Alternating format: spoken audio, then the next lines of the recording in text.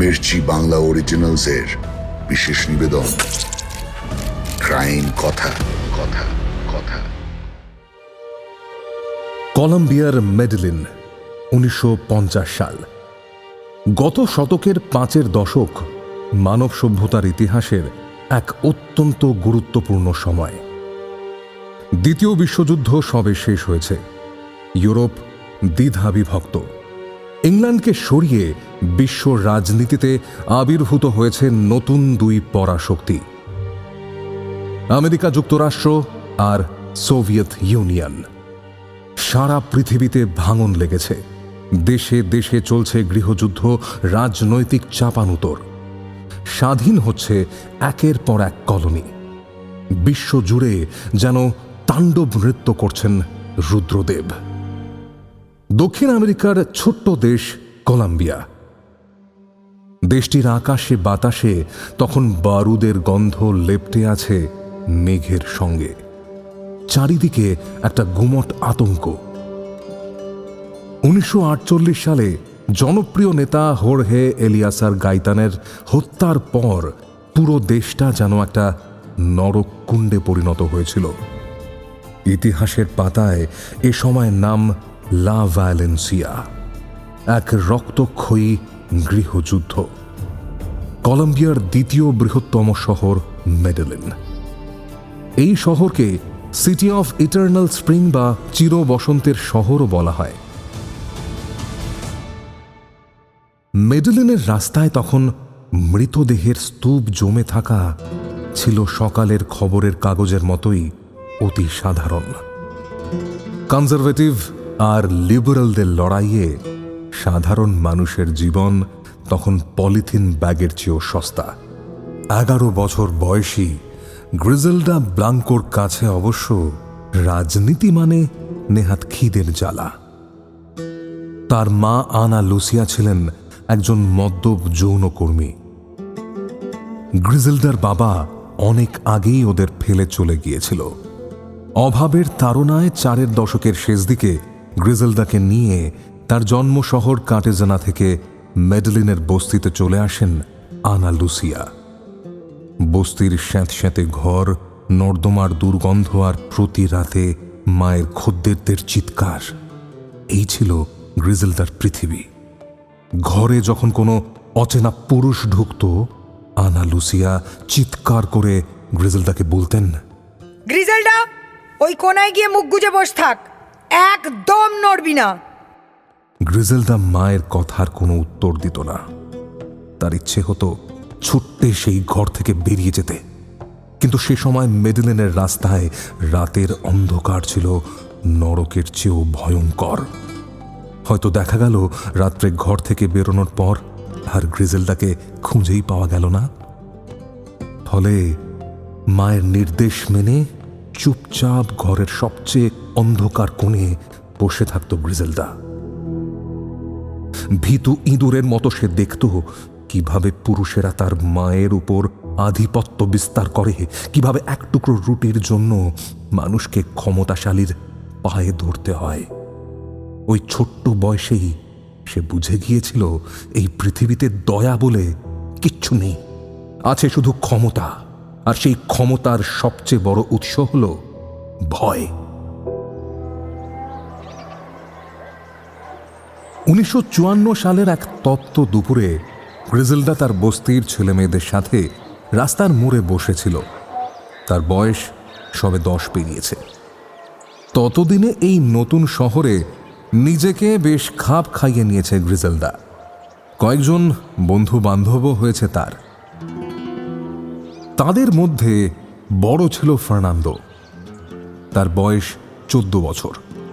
তামাটে চেহারা, পুরুষ্টু শরীর, হাতের তালুতে কৈশোরের লালিত্য নেই বললেই চলে।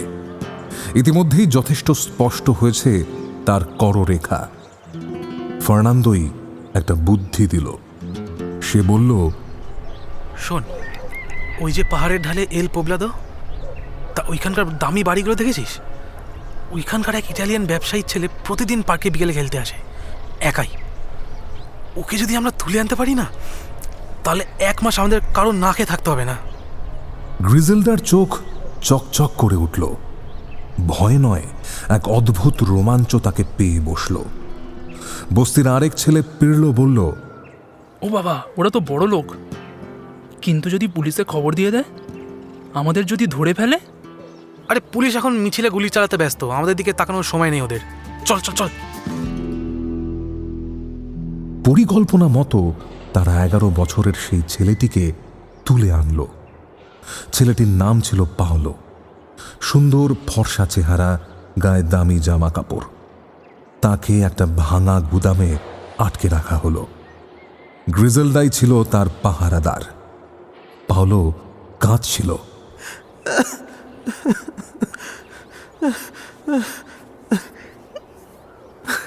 আমাকে ছেড়ে দাও, বাবা তোমাদের অনেক টাকা দেবে, আমায় কিছু করো না প্লিজ। গ্রিজেলদা তার সামনে বসে একটা বাসি রুটি চিবোচ্ছিল। সে রুক্ষ স্বরে বলল, তোর বাবা যদি টাকা না দেয়, তবে তোকে টুকরো টুকরো করে নদীর জলে ভাসিয়ে দেব।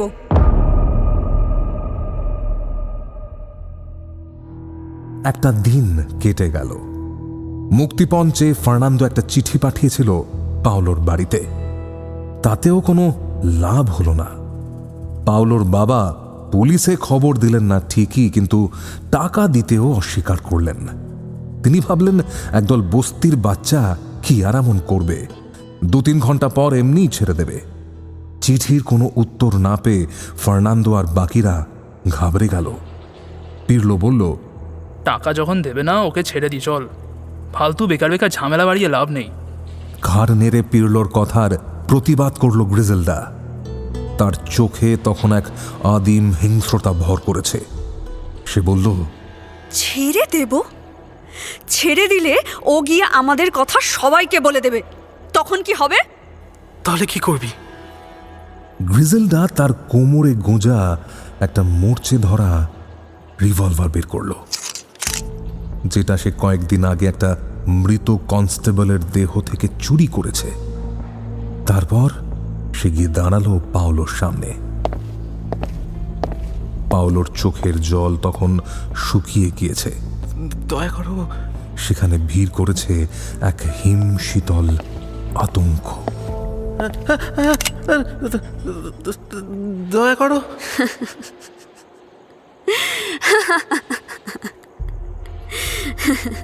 গ্রিজেলদা হাসল। সেই হাসিতে কোনো শিশু সুলভ সারল্য ছিল না, অথচ তখন তার বয়স বড়জোর 11।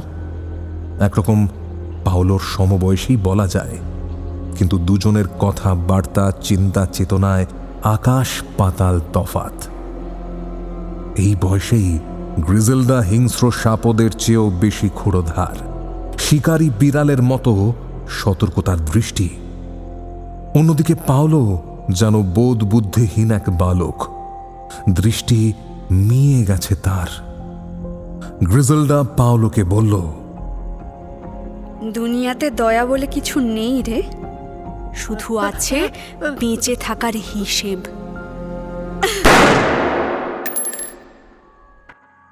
সঙ্গে সঙ্গে একটা বিকট শব্দে কেঁপে উঠল গুদামঘর, আর পাওলোর দেহটা কপালে একটা ছোট্ট কালো গর্ত নিয়ে নিথর হয়ে মেঝেতে পড়ে গেল। রক্তের একটা গরম ছিটে যখন গ্রিজেলদার গাল বেয়ে গড়িয়ে পড়ছিল, ফার্নান্দোর গা তখন গুলিয়ে উঠল। পিরলো তো বমি করে ফেলল। বাকিদের অবস্থাও তথই বছ। তারা কেউই এমন কিছু ঘটবে আশা করতে পারেনি। এমনকি অপহরণের প্ল্যানটা যে করেছিল সেই ফার্নান্দো বুঝতে পারেনি শেষ মুহূর্তে গ্রিজেলদা এমন ভয়ঙ্কর কিছু করে ফেলবে। গ্রিজেলদা কিন্তু নড়ল না। নিজের আঙুলের ডগা দিয়ে গালের রক্তটা মুছে নিল। তারপর আঙুলে তার জিভটা ছুঁয়ে একবার স্বাদ নিল সেই লোহিত ক্ষারীয় তরলের। তার মনে হলো এতদিনের জমাট বাঁধা ক্ষুধা যেন মুহূর্তের জন্য মিটে গেল। জীবনে প্রথমবার সে অনুভব করল কাউকে মেরে ফেলার মধ্যে এক প্রচণ্ড অলৌকিক ঐশ্বরিক প্রাপ্তি আছে, যা পৃথিবীর আর অন্য কোনো কাজের মধ্যে নেই।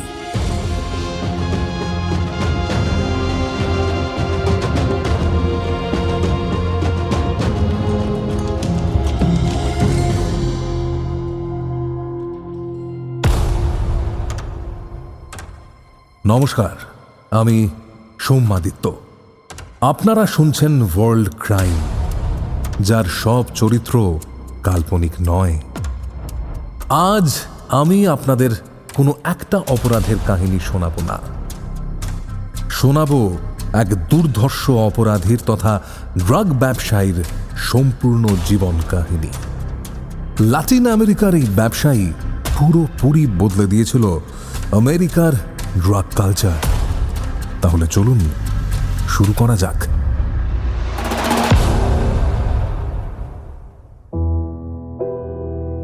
পাওলোকে খুন করার পর গ্রিজেলদার জীবন বদলে গেল। সে আর সেই ছোট্ট মেয়েটি রইল না। বস্তিতে তার নাম ছড়িয়ে পড়ল। লোকে তখন তাকে রীতিমতো ভয় পায়।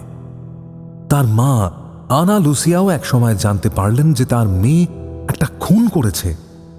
জানতে পেরে তিনি গ্রিজেলদাকে মারতে মারতে ঘর থেকে বের করে দিতে চাইলেন। তুই একটা ডাইনি। তুই আমার সর্বনাশ করবি। কেন করলি এরকম? বল বল।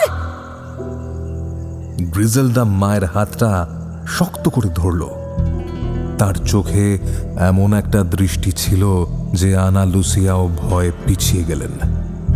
শান্ত স্থির গলায় গ্রিজেলদা বলল, আর কোনো দিন আমার গায়ে হাত তুলবে না মা। আমি অন্যায় কিচ্ছু করিনি। মেয়ের অমন হিমশীতল কণ্ঠ শুনে লুসিয়া এক মুহূর্তের জন্য চমকে উঠলেন। ভয় পেয়েছেন তিনি। এমনিতেই লুসিয়া অত্যন্ত ভীতু প্রকৃতির মহিলা। গ্রিজেলদা সেটা জানে। সে দেখেছে কিভাবে মাকে ভয় দেখিয়ে হিসেবের চেয়েও কম টাকা দিয়ে ভোগ করে গিয়েছে পুরুষ সমাজ। মা কিচ্ছু বলতে পারেনি, তাই আজ তাকেও যে কিছু বলতে পারবে না সেটাই স্বাভাবিক।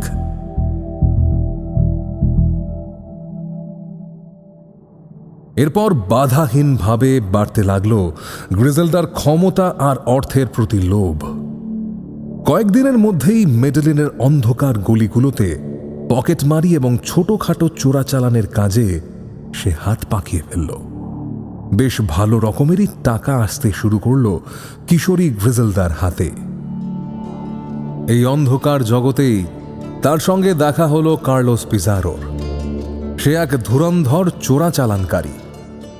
কার্লোস তাকে শেখালো কিভাবে জাল পাসপোর্ট তৈরি করতে হয়, কিভাবে বড় বড় ব্যবসায়ীদের ব্ল্যাকমেইল করতে হয়। কিন্তু গ্রিজেলদার স্বপ্ন ছিল অনেক অনেক বড়। সে জানত কলম্বিয়ার এই গৃহযুদ্ধ আর দারিদ্র তাকে বড় জোর একজন সাধারণ গুন্ডা বানাতে পারবে। কিন্তু সে হতে চেয়েছিল সম্রাজ্ঞী, বিকল্পহীন একেশ্বরী। 1960-এর দশকের শুরুতে গ্রিজেলদার সাথে পরিচয় হল আরেক পুরুষের। নাম কার্লোস ট্রুহিও। বয়স বছর 22-23। গ্রিজেলদার বয়স তখন বছর 16। ট্রুহিও ছিল একজন ছোটখাটো জালিয়াত। অচিরেই তাদের মধ্যে প্রেমের সম্পর্ক গড়ে উঠল। কাঁধে কাঁধ মিলিয়ে মেডেলিনের রাস্তায় চুরি করতে করতে বা ড্রাগ সাপ্লাই করতে করতে দুজনের মধ্যে মজে উঠল প্রেম। কয়েক মাস পর সেই প্রেম গিয়ে ঠেকল বিয়েতে। ট্রুহিও ভেবেছিল গ্রিজেলদা তাকে ভালোবেসে বিয়ে করেছে। শুধু ট্রুহিওই নয়, ভেবেছিল গ্রিজেলদার বস্তির প্রায় প্রত্যেকেই। মা আনা লুসিয়া ভেবেছিলেন এইবার বুঝি মেয়েটা শান্ত হবে। এমনকি গ্রিজেলদারও মাঝে মাঝে মনে হয় ভালোবাসায় মোরা এমন স্বপ্নের মতো সুন্দর জীবনটাই কি সত্যি হতে পারে না। কিন্তু তবু সে মনে মনে হাল ছাড়েনি। এসবের মধ্যেও তার মনে তখন অন্য চিন্তা খেলা করছে, যার কথা একমাত্র সে ছাড়া আর কেউ জানে না। কি সেই চিন্তা? তাহলে শুনুন। ক্রমে ক্রমে গ্রিজেলদা ট্রুহিও দম্পতির ঘরে 3 সন্তান জন্ম নিল, পোর্তো, রদ্রিগো এবং আলভারেজ। যদিও ঘরকন্যা গ্রিজেলদার রক্তে নেই, তার ভেতরের সেই আগ্নেয়গিরিটা তখনও শান্ত হয়নি। একদিন রাতে ট্রোহিও তাকে বলল, গ্রিজেলডা, আমাদের অনেক টাকা হয়েছে, এবার চলো এই কাজ ছেড়ে দিয়ে একটু শান্তিতে থাকি। গ্রিজেলডা জানলার বাইরে মেডেলিনের অন্ধকার পাহাড়গুলোর দিকে তাকিয়েছিল। নিচু স্বরে সে বলল, শান্তি দুর্বলদের জন্য কার্লোস। আমি এখানে থামতে চাই না, আমি আরো আরো এগোতে চাই। ট্রোহিও তাকে বাধা দিতে চাইল, কিন্তু সে জানত না তার স্ত্রীর অভিধানে না বলে কোনো শব্দ নেই। গ্রিজেলদাকে বাধা দিলে সে যে সেই বাধা সরানোর জন্য কত দূর যেতে পারে সেটা বুঝতে ট্রোহিও বড্ড দেরি করে ফেলেছিল। সে রাতে ঝোড়ো হাওয়ায় কাঁপছিল সমস্ত মেডলিন শহরটা। বস্তির ছোট ছোট ঘিঞ্জি ঘরগুলো শিউরে উঠছিল ঠান্ডা হাওয়ার ঝাপটায়। গ্রিজেলদা আর ট্রোহিও তখন মেডেলিনের বস্তিতেই থাকে, তবে বস্তিবাসী হলেও ওদের ঘরগুলো বেশ বড়। ড্রাগ বিক্রি করে এর মধ্যেই যথেষ্ট টাকা রোজগার করেছে গ্রিজেলদা। আস্তে আস্তে করে নিজের মন মতো ঘর সাজানোও শুরু করেছিল। ঝড় শুরু হতেই গ্রিজেলদা ঘরের জানলাগুলো সব বন্ধ করে দিল। তার স্বামী কার্লোস ট্রোহিও বিছানায় শুয়ে একটা সিগারেট ধরানোর চেষ্টা করছিল, কিন্তু তার হাত কাঁপছিল, কারণ গত কয়েকদিনে যে গ্রিজেলদার চোখের দৃষ্টি বদলে গেছে সেটা তার চোখ এড়ায়নি। কার্লোস ট্রোহিও ঘরের আবছা অন্ধকার কোণার দিকে তাকিয়ে ফিস ফিস করে বলল, গ্রিজেলডা, তুমি ঘুমোবে না? ঘরের কোণে একটা ইজি চেয়ারে বসেছিল গ্রিজেলদা। ঘরে জ্বলতে থাকা ডিম লাইটের আলোয় তার মুখ স্পষ্ট দেখা যাচ্ছে না, শুধু হাতের জ্বলন্ত সিগারেটের লাল অংশটা একবার করে জ্বলে উঠছে। ঘুম? গ্রিজেলদার কণ্ঠস্বর মরা কাঠের মতো শুকনো। ট্রোহিও ইদানিং বড্ড ভয় পায় তার স্ত্রী গ্রিজেলদাকে। সেই দুরন্ত কিশোর মেয়েটি যে আর গ্রিজেলদার ভেতরে বেঁচে নেই সেটা ট্রোহিও জানে। উপরে ওঠার নেশায় পেয়েছে ওকে, আরো উপরে। গ্রিজেলদা বলল, যে মেয়েটা 3 বাচ্চার ভবিষ্যৎ নিয়ে ভাবছে তার চোখে কি ঘুম মানায় কার্লোস? তুমি তো ব্যবসাটা ছেড়ে দেওয়ার কথা ভাবছো। তুমি চাও আমরা আবার ওই বস্তির নর্দমায় ফিরে যাই। কার্লোস ট্রোহিও উঠে বসল, বলল, আমি শুধু শান্তি চাই গ্রিজেলডা। অনেক টাকা হয়েছে আমাদের, এই রক্তারক্তি আমার আর ভালো লাগে না। তুমি এইটুকু কথা কেন বুঝতে পারো না বলো তো? গ্রিজেলদা চেয়ার ছেড়ে উঠে ধীর পায়ে কার্লোসের সামনে এসে দাঁড়ালো। তারপর তার চিবুকটা আলতো করে ধরল। ট্রোহিওর নাকে তখন ধাক্কা মারছে কড়া তামাকের ধোঁয়া। শান্তি দুর্বলদের বিলাসিতা কার্লোস।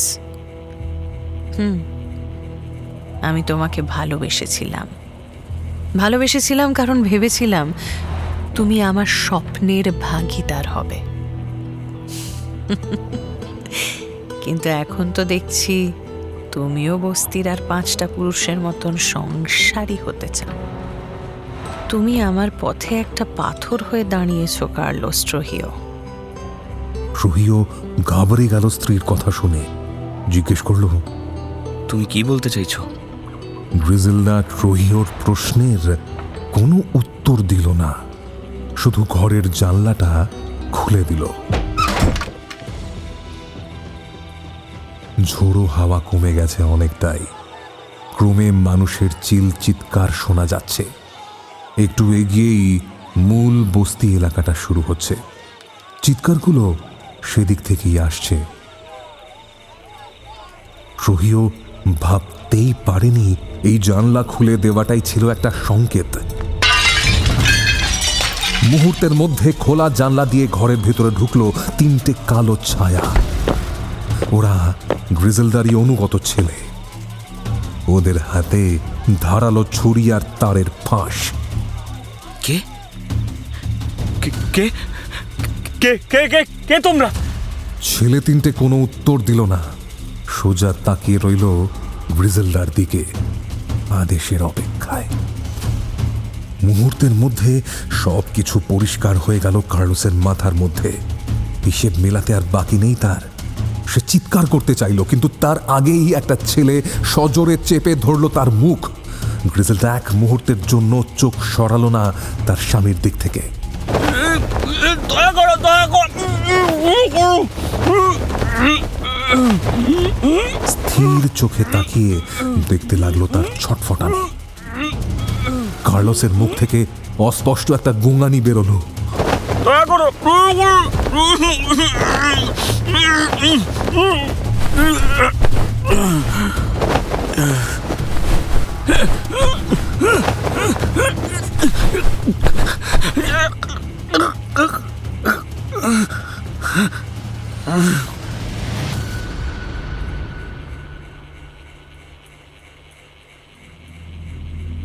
গ্রিজেলডা তার কানের কাছে মুখ নিয়ে গিয়ে খুব নিচু স্বরে বলল, দয়া।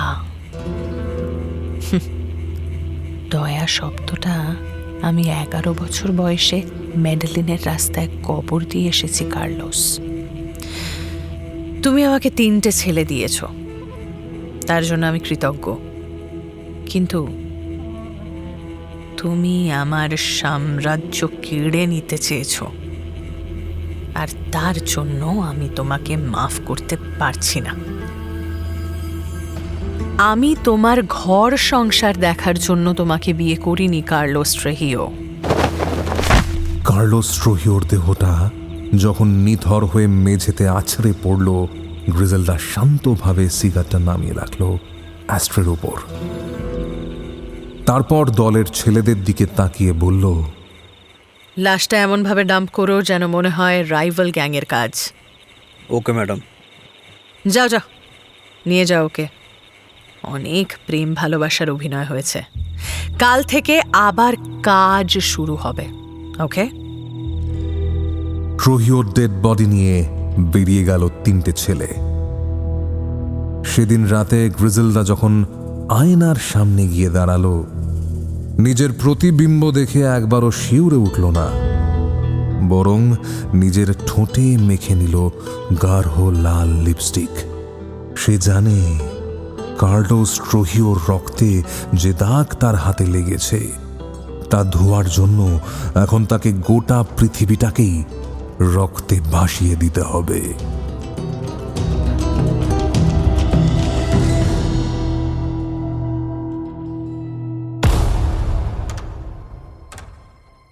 পরদিন ট্রেহিওর লাশ আবিষ্কার হতেই মেডেলিনের সাধারণ লোকে ভাবল শত্রুপক্ষের কাজ।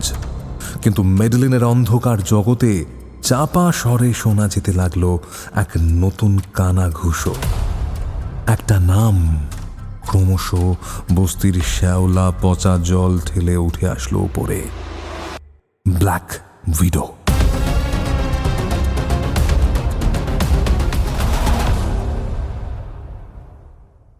ট্রেহিওর মৃত্যুর বছরখানেক পরের ঘটনা।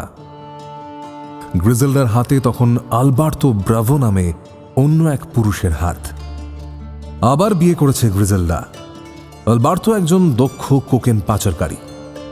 সে গ্রিজেলডাকে দেখালো কিভাবে একটা বিশেষ জাতের সাদা পাউডারের মাধ্যমে কোটি কোটি টাকা আয় করা যায়।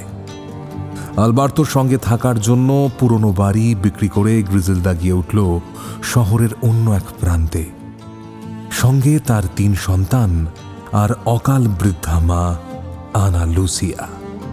ওদের বাড়ি থেকে খানিক দূরে একটা পুরনো গোডাউনের মধ্যে গ্রিজেলডার ছোট্ট দলের নতুন আস্তানা তৈরি হলো। সেই গোপন আস্তানায় সেদিন রাতে ঝিঝি পোকার ডাক ছাপিয়ে টেবিলের ওপর রাখা ম্যাপের খসখস শব্দ শোনা যাচ্ছিল। হ্যারিকেনের আলোয় গ্রিজেলডা আর আলবার্তো ব্রাভোর ছায়া পড়েছে দেওয়ালে।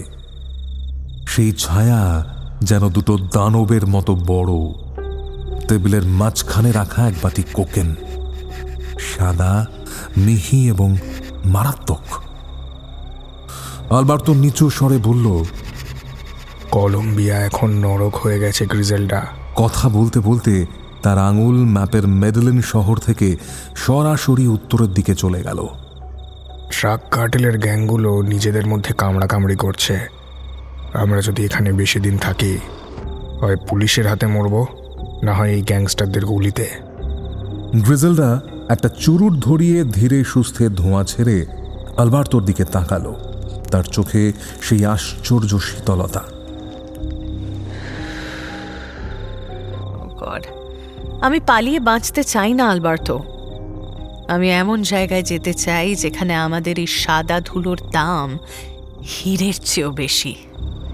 মেডেলিনে সবাই এটা বানাতে জানে, তাই এখানে এর দাম নেই। কিন্তু শুনেছি নিউ ইয়র্কে। স্ত্রীর কথা শুনে আলবার্তো হাসল। সে বলল, নিউ ইয়র্ক? ওটা তো হেরোইনের দেশ। ইটালিয়ান আর জামাইকান মাফিয়ারা নিউ ইয়র্ককে নিজের বাপের সম্পত্তি বানিয়ে রেখেছে। ওরা আমাদের মতো কলম্বিয়ানদের সেখানে পাত্তাই দেবে না। গ্রিজেলডা টেবিলের উপর ঝুঁকে এলো। তার গলার স্বর ফিসফিসে, কিন্তু তাতে ইস্পাতের দৃঢ়তা। সে বলল, ইতালিয়ানরা পুরনো আমলের লোক। ওরা মনে করে হেরোইনই শেষ কথা। কিন্তু আমেরিকানরা এখন নতুন কিছু চায়। ওরা এখন উঠতে চায় আলবার্তো। তুমি কি জানো নিউ ইয়র্কের ক্লাবগুলোতে মানুষ এখন কি খুঁজছে? কোকেন। কিন্তু সেখানে তো জোগান নেই বস। একটু খোঁজ নিয়ে দেখো এসব। তুমি এত কিছু জানলে কি করে? মৃদু হেসে গ্রিজেলডা বলল, যাদের ওপর ছড়ি ঘোরাতে চাইছি তাদের সম্পর্কে তো একটু খোঁজ খবর রাখতে হয় নাকি? কিন্তু আমরা বর্ডারের ওপারে কোকেন পাচার করব কিভাবে? নিউ ইয়র্কের কাস্টমস খুব কড়া। গ্রিজেলডা ব্যাগ থেকে একটা লেডিজ আন্ডারগার্মেন্ট বের করে টেবিলের ওপর ছুঁড়ে দিল। আলবার্তো অবাক হয়ে ওটার দিকে তাকিয়ে রইল। এই নাও। এটা তো একটা ব্রা। এটা দিয়ে তুমি কি করবে? জানতাম তোমার পুরুষের চোখ ধরতে পারবে না। আরে এটা কোনো সাধারণ অন্তর্বাস নয় আলবার্তো। আমি মেডেলিনের এক চৌকস দর্জিকে দিয়ে এর ভেতরে গোপন পকেট তৈরি করিয়েছি। কাস্টমসের কোনো পুরুষ অফিসার সাহস পাবে না সুন্দরী মেয়েদের অন্তর্বাসের ভেতরে হাত দিয়ে তল্লাশি করার। আমরা এক এক দফায় 4 থেকে 5 কিলো পাচার করতে পারবো। মেয়েদের দেহ হবে আমাদের জাহাজ। আলবার্তো গ্রিজেলডার দিকে এক অদ্ভুত দৃষ্টিতে তাকালো। সে প্রথমবার অনুভব করল এই নারী যতটা সুন্দরী তার থেকে 1000 গুণ বেশি শয়তান। সে মুগ্ধ হয়ে বলল, তুমি জিনিয়াস গ্রিজেলডা, জিনিয়াস। কিন্তু নিউ ইয়র্কে আমাদের চেনে কে? মাল বেচবো কার কাছে? মার্কেট আমাদের তৈরি করতে হবে না, মার্কেট ওখানেই আছে। আমাদের শুধু একটু খুঁজে নিতে হবে, ব্যাস। কথা বলতে বলতে গ্রিজেলডা আলবার্তোর হাতটা শক্ত করে ধরল। আলবার্তো, আমরা কুইন্সে একটা ছোট ঘর ভাড়া করব। প্রথমে আমরা ইতালিয়ানদের সাথে ঝামেলায় যাব না। আমরা ছোট ছোট ক্লাবে নিজেরা ডিস্ট্রিবিউশন শুরু করব। একবার যদি কেউ আমাদের মালের স্বাদ পায়, তারা ইতালিয়ানদের নোংরা হেরোইন ছেড়ে আমাদের কাছেই লাইন দেবে। আলবার্তো একটু চুপ করে থেকে বলল, কিন্তু যদি কেউ আমাদের পথে বাধা হয়ে দাঁড়ায়? আরে দূর দূর, পথে যে আসবে সে ওখানেই শেষ হয়ে যাবে। মেডেলিনে আমি যা করেছি নিউ ইয়র্কেও তাই করব। মনে রেখো আলবার্তো, আমরা ওখানে শুধু টাকা কামাতে যাচ্ছি না, আমরা যাচ্ছি ওই শহরটাকে শাসন করতে। আলবার্তো গ্রিজেলদার হাতটা নিজের ঠোঁটে চেপে ধরল, একটা চুমু খেয়ে সে বলল, আমি তোমার পাশে আছি গ্রিজেলডা। চলো নিউ ইয়র্ককে সাদা ধুলোয় ঢেকে দিই। মেডেলিন এয়ারপোর্টে দাঁড়িয়ে গ্রিজেলডা শেষবারের মতো তার জন্মভূমির দিকে তাকালো। কলম্বিয়া তখনও রক্তে ভাসছে, রাজনৈতিক অস্থিরতা তখনও তুঙ্গে, কিন্তু গ্রিজেলডার মনে অন্য এক নেশা লেগেছে। এই সব কিছুই এখন তার কাছে তুচ্ছ। আমেরিকাগামী উড়োজাহাজে ওঠার আগে আলবার্তো আরেকবার স্ত্রীকে জিজ্ঞেস করল, ডার্লিং, তুমি তৈরি তো? গ্রিজেলডা তার হাত ব্যাগটা শক্ত করে ধরল। তার ভেতরে রাখা সেই মোর্চে ধরা পুরনো রিভলভারটা সে আজও ফেলেনি। ওটা তাকে মনে করিয়ে দেয় তার প্রথম খুনের কথা, মনে করিয়ে দেয় তার জীবনের একমাত্র উদ্দেশ্যের কথা। তৈরি মানে? আমার জন্মই হয়েছে পৃথিবীর শাসন করার জন্য।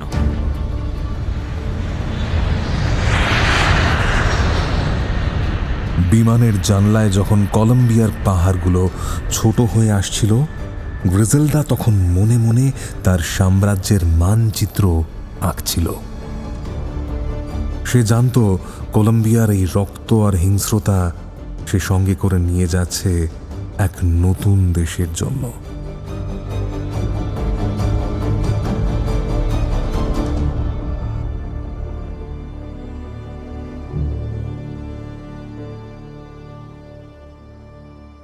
আমেরিকা যুক্তরাষ্ট্রর নিউ ইয়র্ক, 1970 সাল। নিউ ইয়র্কের কনকনে ঠান্ডায় ইতিমধ্যেই আঘাত করতে শুরু করে দিয়েছে কলম্বিয়ান গরম রক্ত। কুইন্সের রাস্তাগুলো ক্রমশ তুষারের বদলে ঢেকে যেতে লাগলো সাদা কোকেনে। নিউ ইয়র্ক শহরের আকাশটা মেডেলিনের মতো বিশাল নয়, বরং উঁচু উঁচু দালানের ফাঁকে দম বন্ধ করা এক ফালি নীল রং মাত্র। গ্রিজেলডা ব্ল্যাঙ্কো তার ছোট অ্যাপার্টমেন্টের নোংরা জানলা দিয়ে বাইরের ব্যস্ত রাস্তার দিকে তাকিয়েছিল।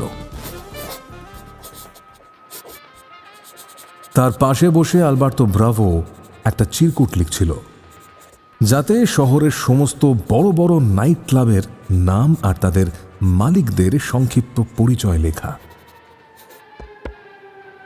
কলমটা নামিয়ে রেখে আলবার্তো বলল, এখানে সবাই হেরোইন নেয় গ্রিজেলডা। ইটালিয়ানরা পুরো শহরটাকে হাতের মুঠোর মধ্যে রেখেছে। আমরা যদি কোকেন নিয়ে রাস্তায় নামি, ওরা আমাদের ইঁদুরের মতো পিষে ফেলবে। আমরা এখানে একদম একা। গ্রিজেলডা ঘুরে দাঁড়ালো। তার চোখে তখন এক আশ্চর্য জেদ। সে আলবার্তোর সামনে গিয়ে টেবিলের ওপর রাখা কোকেনের ছোট্ট একটা প্যাকেটের উপর আঙুল রাখল। একা বলেই তো আমাদের সুবিধে আলবার্তো। বড় গাছ উপড়ানো শক্ত, কিন্তু আগাছা কেউ খেয়ালই করে না আগাছাকে। আমরা আগাছা হয়েই শুরু করব। হেরোইন মানুষকে ঘুম পাড়ায়, কিন্তু কোকেন মানুষকে ওড়ায়। আমেরিকানরা এখন উড়তে চায়, ওদের রক্তে এখন রক অ্যান্ড রোল মিউজিক বাজে, আর সেই মিউজিকের সঙ্গে তাল মেলাতে আমাদের এই সাদা ধুলো ছাড়া গুত্তান্তর নেই আলবার্তো, নেই। ব্যবসা শুরু হওয়ার 3 মাসের মাথায় নিউ ইয়র্কের অন্ধকার জগতে গুঞ্জন শোনা গেল। কুইন্সের নাইট ক্লাবগুলোতে এমন একটা জিনিস পাওয়া যাচ্ছে যা হেরোইনের থেকেও কড়া। ইটালিয়ান মাফিয়া ডন ভিনসেনজোর কানে খবরটা পৌঁছতে দেরি হলো না।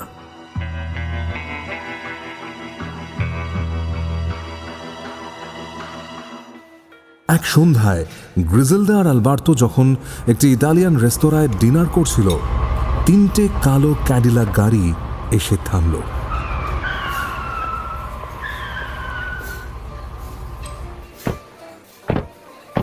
তাদের মধ্যে থেকে 6 জন দীর্ঘকায় ইটালিয়ান গোন্ডা নেমে ভেতরে ঢুকে সরাসরি এসে দাঁড়ালো তাদের টেবিলের সামনে। সবার হাতে লম্বা ওভারকোটের নিচে লুকোনো বন্দুক। তাদের নেতা ভিনসেন্ট দ্য কিলার সিসিলিয়ানো একটা চেয়ার টেনে গ্রিজেলদার মুখোমুখি বসল। খুব আয়েশ করে একটা চুরুট ধরিয়ে বলল,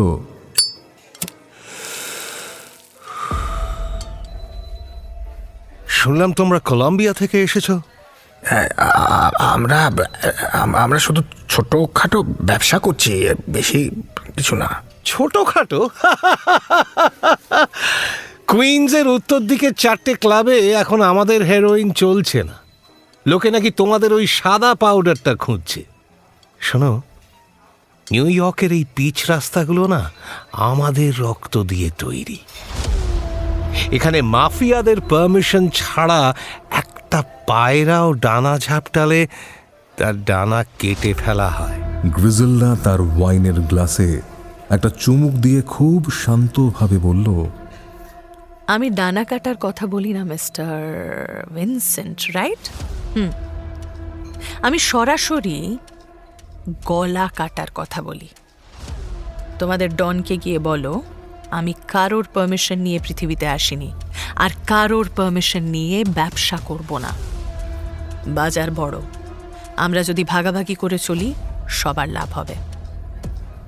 ভিনসেন্ট হঠাৎ টেবিলের ওপর জোরে একটা থাপ্পড় মারল। এই বাচ্চা মেয়েটা তার উপর টক্কর দিচ্ছে। ভাগাভাগি? ইটালিয়ানরা কারোর সাথে ভাগ করে না।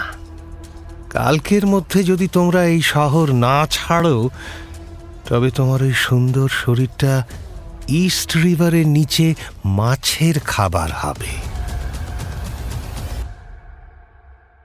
ভিনসেন্টের হুমকির পর আলবার্তো চেয়েছিল শহর ছেড়ে পালাতে, কিন্তু গ্রিজেলদা জানত প্রতিপক্ষকে একবার নিজের ভয়টা দেখিয়ে ফেললে সারা জীবন ভয়ই পেতে হবে। ইতিমধ্যে বেশ কিছু লোকাল কলম্বিয়ান ছেলেকে নিজেদের দলে ভিড়িয়েছে গ্রিজেলদা। তাদের মধ্যে একটা ছেলের নাম চোরি, বছর 25 বয়স। গ্রিজেলদার চেয়ে 4-5 বছরের ছোট। দিদির মতো সম্মান করে গ্রিজেলদাকে। চোরিকে ডেকে গ্রিজেলদা বলল, চোরি, ছেলেদের তৈরি করো। ভিনসেন্ট ভাবছে সে বাঘ, তাই তো? আজ রাতে আমরা ওকে বোঝাবো যে কলম্বিয়ান হায়েনারা বাঘের চেয়েও ভয়ঙ্কর। সেদিন রাত 2টোর সময় ভিনসেন্ট যখন তার এক শয্যা সঙ্গিনীর বাড়ি থেকে বের হচ্ছিল, হঠাৎ একটা মোটরসাইকেল এসে তার গাড়ির পাশে থামল। কোনো কথা নেই, কোনো ঘোষণা নেই। বাইকের পেছনের আরোহী সরাসরি একটা SMG বা সাবমেশিন গান বের করে গাড়ির জানলায় ব্রাশ ফায়ার করলো। কিছু বুঝে ওঠার আগেই ভিনসেন্টের দেহটা ঝাঁঝরা হয়ে গেল।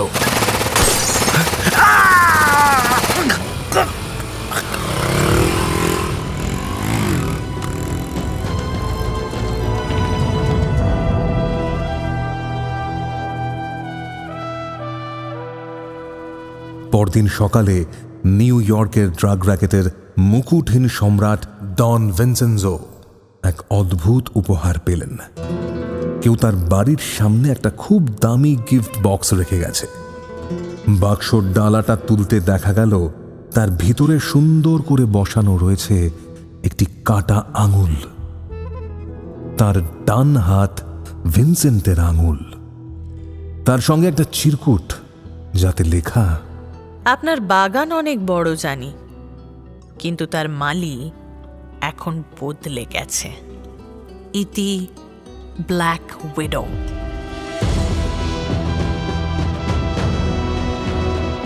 এই একটি ঘটনা নিউ ইয়র্কের অপরাধ জগতের সমীকরণটা পুরোপুরি বদলে দিল। ইটালিয়ানরা বুঝতে পারল যে এই কলম্বিয়ান নারী আর 5 জন সাধারণ অপরাধীর মতো নয়। গ্রিজেলডা এখন আর পালিয়ে বেড়াচ্ছে না, সে এখন সরাসরি চ্যালেঞ্জ জানাচ্ছে। কুইন্সের একটা দর্জির দোকানের আড়ালে সে তার প্রধান আস্তানা তৈরি করল। আলবার্তো দেখাশোনা করত বাইরের ডিস্ট্রিবিউশন, আর গ্রিজেলডা দেখত কোয়ালিটি।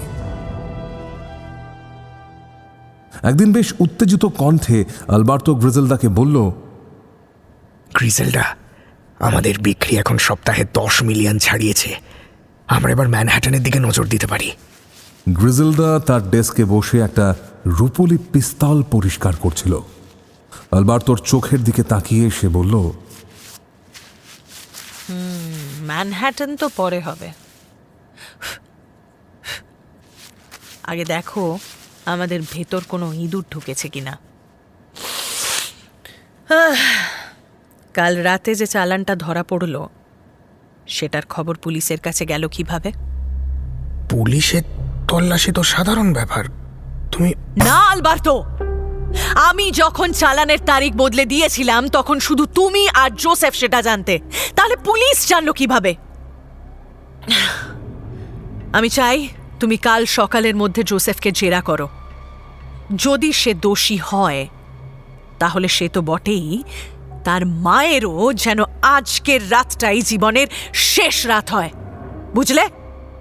আলবার্তো শিউরে উঠল গ্রিজেলডার কথা শুনে। দিন যত যাচ্ছে তত রুক্ষ হয়ে উঠছে গ্রিজেলডার ব্যবহার। ব্যবসা ছাড়া সে আর কিছুই বোঝে না। এখন তারা যেন স্বামী স্ত্রী নয়। গ্রিজেলডা এখন এক স্বৈরাচারী শাসক। তার কাছে সম্পর্ক বা আনুগত্যের চেয়ে নিরাপত্তা অনেক বড়।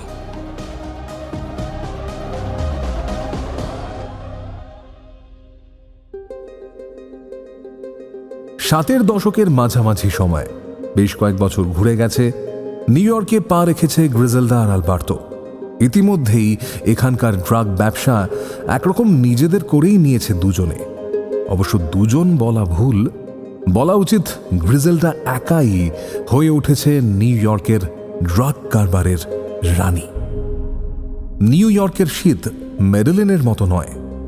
মেডেলিনের শীতে মাটির গন্ধ মিশে থাকে, কিন্তু কুইন্সের এই কনকনে ঠান্ডায় শুধু ইস্পাত আর ধোঁয়ার গন্ধ।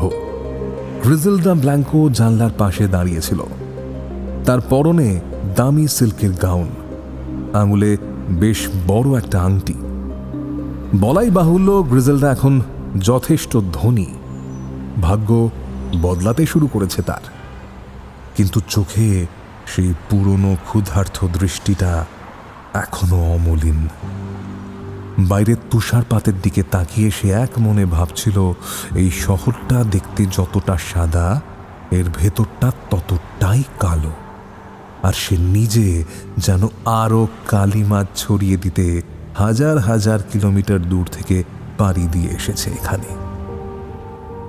তার পিছনে একটা সোফায় বসেছিল আলবার্তো ব্রাভো, তার স্বামী এবং কোকেন ব্যবসার অংশীদার। তারা দুজন কলম্বিয়া থেকে নিউ ইয়র্কে এসেছে এই নতুন নেশা কোকেন নিয়ে, যা হেরোইনের চেয়েও ভয়ঙ্কর, আরও বেশি আসক্তিকর। গ্রিজেলডা, জামাইকান গ্যাংয়ের লোকেরা আমাদের ডিস্ট্রিবিউশন রুট আটকে দিচ্ছে। আলবার্তো কিছুটা নিচু স্বরে কথাগুলো বলল। তার গলায় স্পষ্ট ভয়ের আভাস, যেন এক্ষুনি বাইরের কেউ কথাটা শুনে নেবে। ঢোক গিলে সে আবার বলল, ওরা বলছে ম্যানহ্যাটনের উত্তর দিকটা ওদের এলাকা, আমরা যেন ওখানে পা না বাড়াই। গ্রিজেলডা ধীরে ধীরে ঘুরে দাঁড়ালো স্বামীর দিকে। তার হাতে ধরা একটা হুইস্কির গ্লাস। বরফের টুকরোগুলো গ্লাসের গায়ে ঠিন ঠিন শব্দ করছিল। গ্লাসের তরলে একটা চুমুক দিয়ে হিম শীতল গলায় বলল, কি ওদের এলাকা? আলবার্তো, আলবার্তো, আলবার্তো, তুমি কি ভুল করে এই অ্যাপার্টমেন্টের দলিলটা ওদের দিয়ে এসেছো? কথা বলতে বলতে হো হো করে হেসে উঠল গ্রিজেলডা। ভগবান। আলবার্তোর হাসি পেল না যদিও। সে জানে জামাইকানরা বড় ভয়ঙ্কর। আমতা আমতা করে আলবার্তো বলল, না, কিন্তু ড্যারিল ও খুব বিপজ্জনক লোক। ওর পিছনে প্রায় 100 খানেক ছেলে আছে।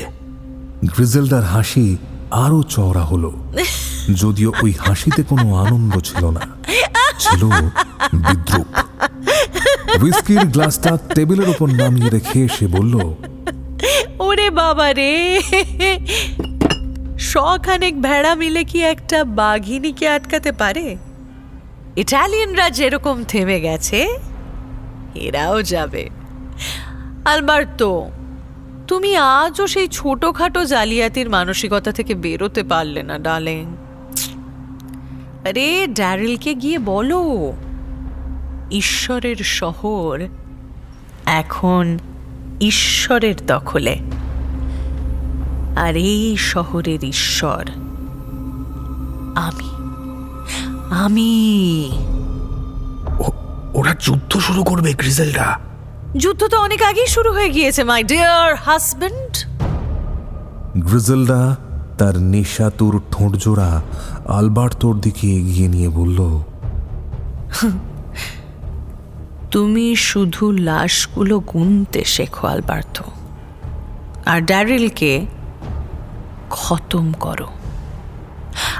আজ রাত শেষ হওয়ার আগে ওর কাটা মুন্ডুটা যদি আমার ডাইনিং টেবিলে না আসে, তবে কাল সকালে তোমার নামটা আমার ডায়েরির লাল পাতায় উঠবে।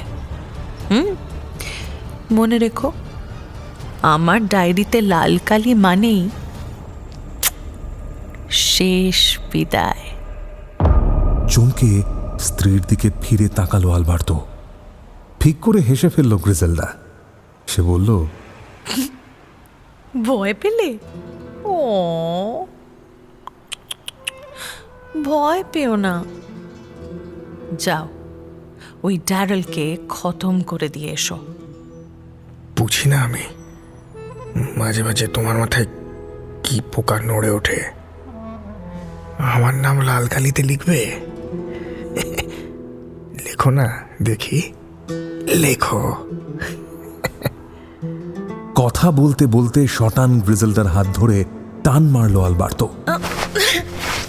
তাল সামলাতে না পেরে গ্রিজেলডা হুমড়ি খেয়ে পড়ল আলবার্তোর কোলের উপর। গ্রিজেলডা বলল, ও, তোমার নাম তো অলরেডি লাল কালিতে লেখা হয়ে গেছে ডার্লিং। তাই? কোথায়? গ্রিজেলডা সশব্দে আলবার্তোর মুখ চেপে ধরল নিজের বুকে। এইখানে দেখো, এইখানে।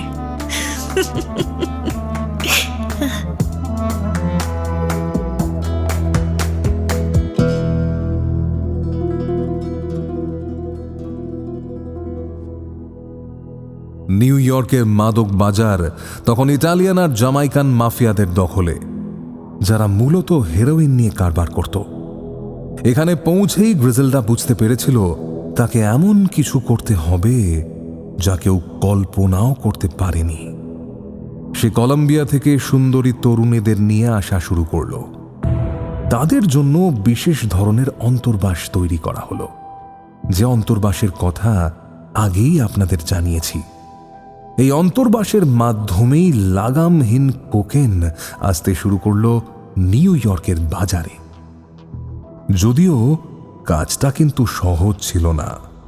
কোনো মেয়ে সহজে এমন রিস্ক নিতে চাইছিল না। প্রত্যেকের মনে ভর করেছিল সন্দেহ, আদৌ এভাবে কাজ হবে তো? ম্যাডাম, এগুলো কি সত্যি কাজ করবে? গ্রিজেলডা মেয়েটির কাঁধে হাত রেখে তাকে আশ্বস্ত করে বলল, আহা, শান্ত হও, শান্ত। শোনো, আমেরিকার কাস্টমস অফিসাররা তোমাকে তল্লাশি করার সময় তোমার চোখের দিকে তাকাবে, তোমার শরীরের ভাঁজে হাত দেওয়ার সাহস পাবে না, বুঝলে? পুরুষদের লালসাকে কাজে লাগাতে হবে।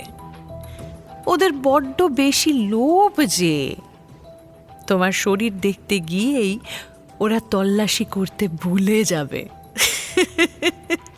আর তোমার অন্তর্বাসে যে কয়েক কিলো স্বর্গ লোকানো আছে সেটা ওরা বুঝতেও পারবে না, বুঝলে মাই সুইট গার্ল? কিন্তু যদি ধরা পড়ি? আরে তুমি ধরা পড়বে না, আমি বলছি তো, না হলে এতগুলো উকিল পুষ্টি কিসের জন্য? এই ব্রায়ান গার্ডেল পদ্ধতি কাজ করলো জাদুর মতো। শয়ে শয়ে টন কোকেন নিউ ইয়র্কে ঢুকতে শুরু করলো। গ্রিজেলদা শুধু ড্রাগই আনতো না, তার মানও বজায় রাখত। সে জানত উচ্চবিত্ত আমেরিকানরা শুদ্ধ জিনিসের কাঙাল। সে তার কোকেনের নাম দিল হোয়াইট ডায়মন্ড। কয়েক মাসের মধ্যে ব্রুকলিন থেকে ম্যানহাটন সবাই গ্রিজেলদার নেশায় বুঁদ হয়ে গেল।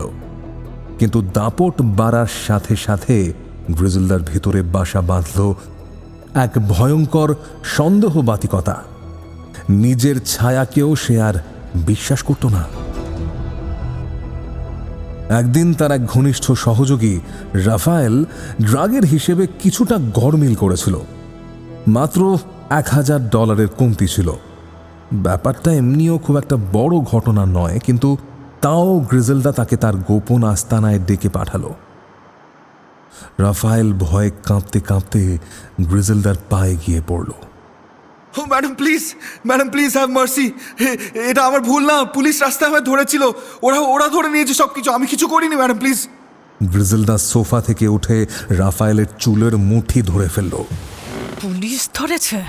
তারপর নিজের মুখটা রাফায়েলের কাছে নিয়ে গিয়ে দাঁতে দাঁত চেপে বলল, নাকি তুই ওই টাকা দিয়ে তোর গার্লফ্রেন্ডকে হীরের হার কিনে দিয়েছিস? হ্যাঁ, আমি কিন্তু সব খবর রাখি রাফায়েল।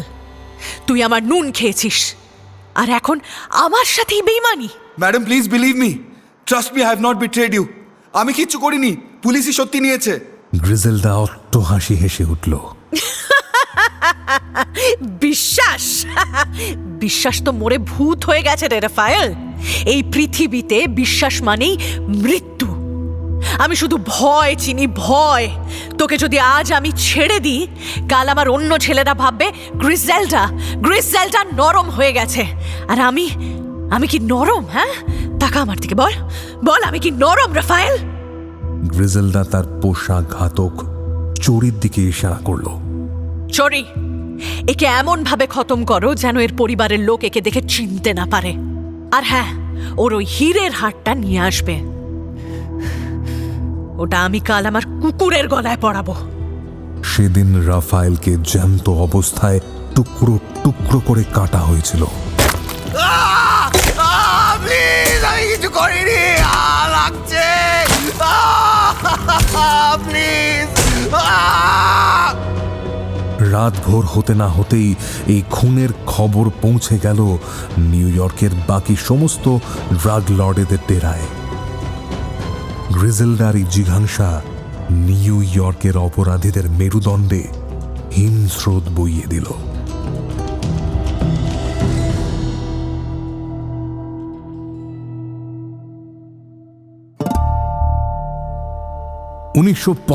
সাল।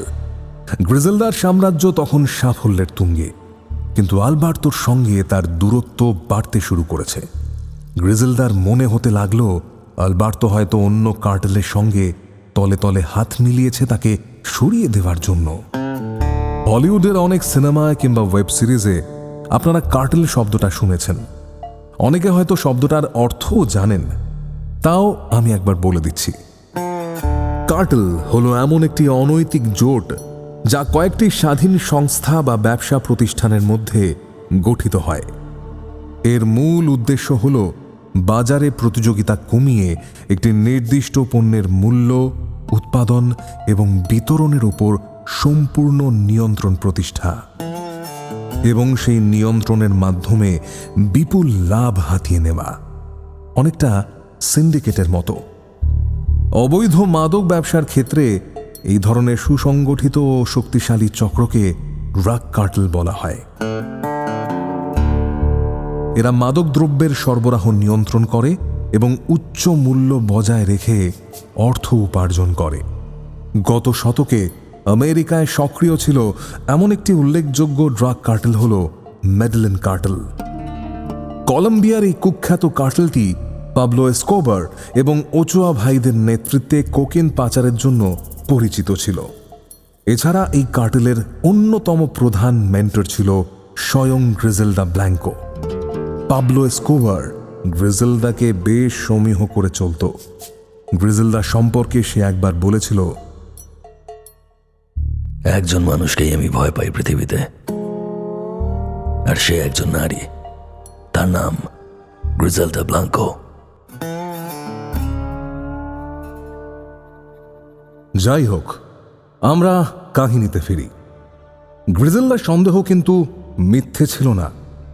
সত্যি সত্যি আলবার্তো গোপনে গ্রিজেলদাকে সরিয়ে দেওয়ার নকশা আঁকছিল। কারণ সে বুঝতে পেরেছিল গ্রিজেলদা এখন আর মানুষ নেই, সে একটা ক্ষুধার্ত হায়না হয়ে উঠেছে।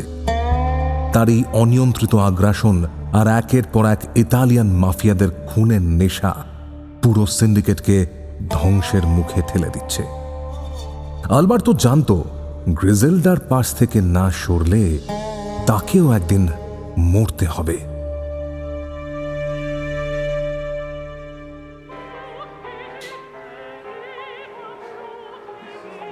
নিউ ইয়র্কের আকাশটা সেদিন ছিল মরচে ধরা লোহার মতো ধূসর। এক প্রায় অন্ধকার বারে আলবার্তো ব্রাভো বসেছিল ডন ভিনসেনজোর মুখোমুখি। ঘরের এক কোণে একটা পুরনো গ্রামাফোনে অপেরা বাজছিল। আলবার্তোর অস্থির স্নায়ু এই যান্ত্রিক সঙ্গীতের আবহে যেন আরও বেশি উত্তেজিত। বারবার রুমাল দিয়ে ঘাম মুছতে মুছতে ফিসফিস করে সে বলল, মিস্টার ভিনসেনজো, গ্রিজেলডা এখন আর কোনো রক্ত মাংসের নারী নেই। ও একটা দানব। ও যেভাবে আপনার ছেলেদের কুইন্সের মোড়ে ঝুলিয়ে দিয়েছে, তাতে পুরো ফেডারেল ফোর্স এখন আমাদের দরজায় কড়া নাড়ছে। ও থামবে না, ও থামবে না। ও পুরো শহরটাকে জ্বালিয়ে দিয়ে তার উপর নিজের সিংহাসন পাততে চায় মিস্টার ভিনসেনজো। ডন ভিনসেনজো তার চুরুটের কড়া ধোঁয়া সরাসরি আলবার্তোর মুখের দিকে ছাড়লেন।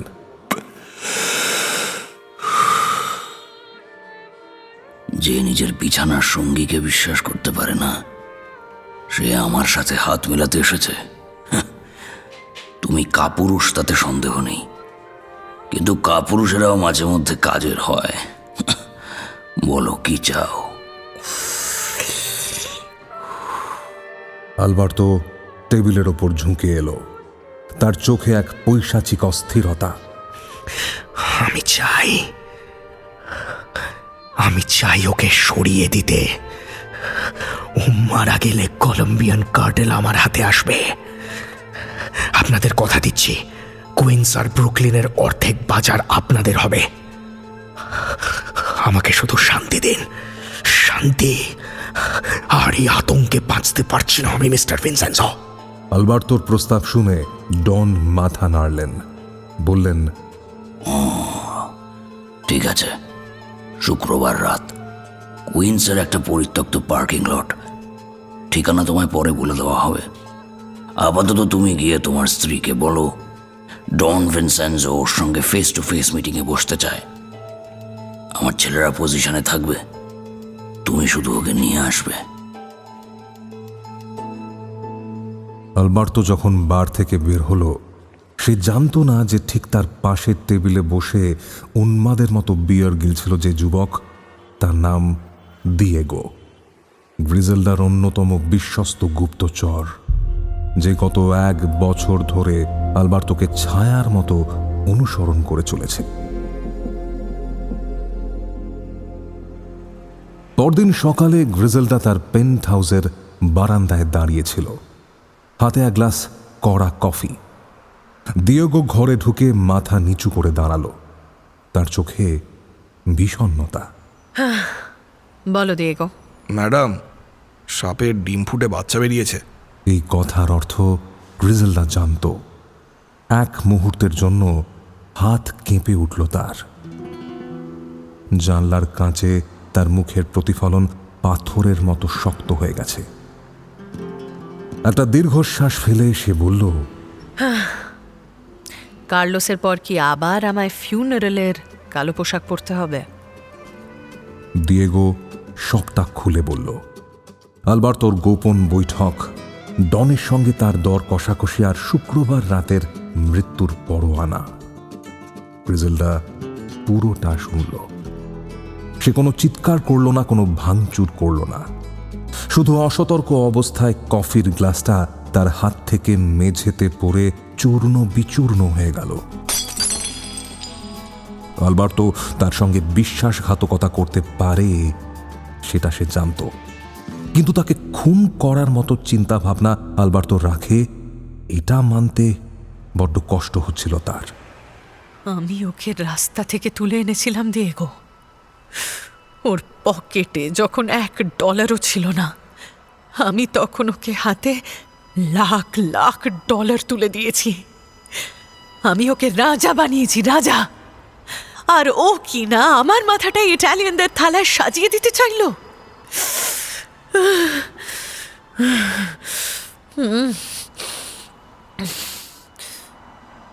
গ্রিজেলডা ধীরে ধীরে ঘুরে দাঁড়ালো। তার চোখে তখন এক আদিম হিংস্রতা ভর করেছে। দাঁত কিরমির করে কাটা কাটা শব্দে সে বলল, দিয়েগো, শুক্রবার রাতে পার্কিং লটে কোনো ড্রাগ ডিল হবে না। ওখানে হবে একটা বলিদান।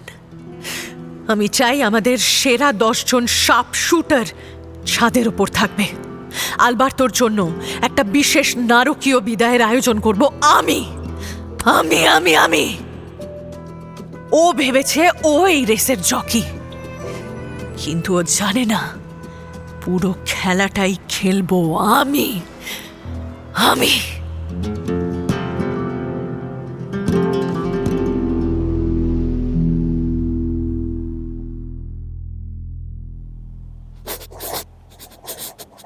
দুদিন পর কুইন্সের অ্যাপার্টমেন্টে গ্রিজেলডা তার ডেস্কে বসে হিসেব দেখছিল।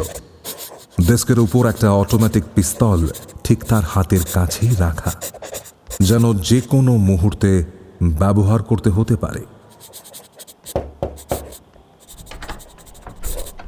দরজায় নক করে ঘরে ঢুকল আলবার্তো। তার চোখে মুখে এক অদ্ভুত উত্তেজনা। বিষয়টা গ্রিজেলডার চোখ এড়াল না। আলবার্তো বলল, গ্রিজেলডা, একটা দারুণ খবর আছে। গ্রিজেলডা আলবার্তোর চোখে চোখ রেখে শান্ত গলায় বলল, বলো, কি খবর? আলবার্তো ডেস্কের কাছে ঝুঁকে এসে ফিস ফিস করে বলল, ডন ভিনসেনজো, সে সরাসরি আমাদের সঙ্গে বিজনেস ডিল করতে চেয়েছে। ইটালিয়ান গ্যাং এখন থেকে আমাদের কোকেন কিনবে, ভাবা যায়? দেখো দেখো গ্রিজেলডা, এটা কিন্তু আমাদের জন্য একটা বিশাল সুযোগ। ডন ভিনসেন্জো? সে কেন হঠাৎ নরম হলো? দুদিন আগেই তো তার লোকেরা আমাদের গলা কাটার হুমকি দিয়েছিল। আসলে আমি আমি তার একজন পুরনো বন্ধুর সাথে কথা বলেছি, বোঝানোর চেষ্টা করেছি কোকেনই হলো নতুন বাজার, হেরোইন এখন পুরনো হয়ে গেছে। আর তুমি জানো, ভিনসেন্টের মৃত্যু তাকে নড়িয়ে দিয়েছে। সেও এখন শান্তি চায়। গ্রিজেলডা তার ঠোঁটের কোণে এক চিলতে হাসি ফুটিয়ে তুলে বলল, শান্তি? ডন ভিনসেন্টও শান্তি চায়? ঠিক আছে, কোথায়, কখন? লিটল আইল্যান্ড রেস্তোরাঁর পাশে যে পরিত্যক্ত পার্কিং লটটা আছে সেখানেই। শুক্রবার রাত 1টায় তোমার সাথে সামনাসামনি মিটিংয়ে বসতে চায় সে। এটা এটা আমাদের বিশাল জয় গ্রিজেলডা। আমি জানতাম একদিন না একদিন ওরা আমাদের ক্ষমতা বুঝবেই। গ্রিজেলডাও এবার হেসে উঠল। আলবার্তো দেখল তার স্ত্রীর চোখে মুখে ফুটে উঠেছে এক উন্মাদ উত্তেজনা। ডিল ফাইনাল করো আলবার্তো। তুমি ডনকে বলো আমি রাজি, গ্রিজেলডা রাজি। সে শান্তি চাইলে আমিও অশান্তি করব না। তবে তাকে মনে করিয়ে দিও, ডিল যা হওয়ার হবে সামনাসামনি। আমি কখনো দ্বিতীয় স্থানে থাকি না। আলবার্তো বুঝতেও পারল না তার স্ত্রীর এই উল্লাসের পিছনে লুকিয়ে থাকা নৃশংসতা। সে ভাবল গ্রিজেলডা তার ফাঁদে পা দিয়েছে।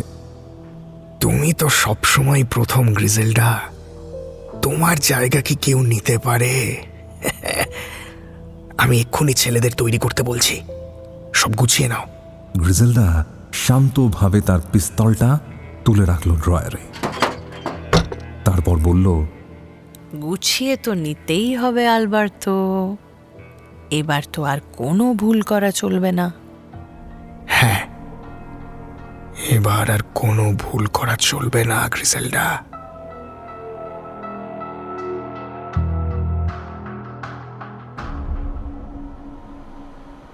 শুক্রবার রাতে কুইন্সের এক পরিত্যক্ত পার্কিং লটে তাদের গাড়ি এসে থামল। গ্রিজেলডা আর আলবার্তো গাড়ির ভিতরেই বসেছিল, তাদের হাতে সিগারেট। সে শান্ত গলায় জিজ্ঞেস করল, আলবার্তো, কখন আসবে ওরা? চারপাশ একবার ভালো করে দেখে আলবার্তো বলল, এটা তো সেই পার্কিং নয়।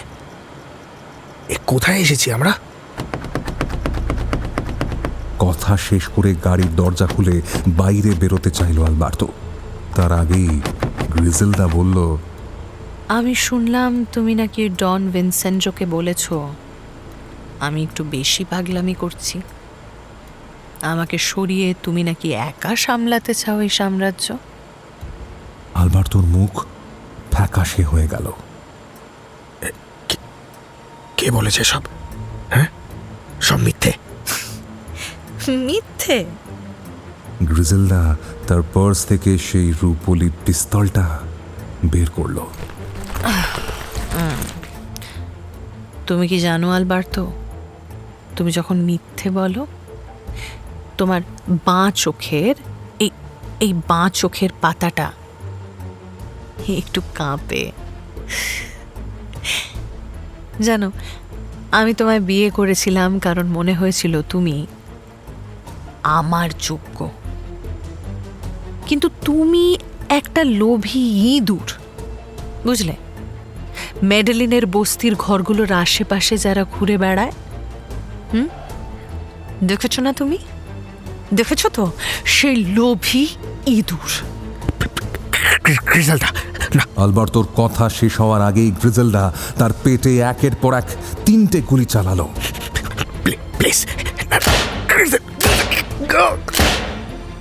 মরার আগে আলবার্তো একবার শেষ চেষ্টায় নিজের রিভলভারটা বের করে গ্রিজেলডার পেটেও একটা গুলি ছুড়ল। তারপর লুটিয়ে পড়ল গাড়ির ফ্লোরের উপর।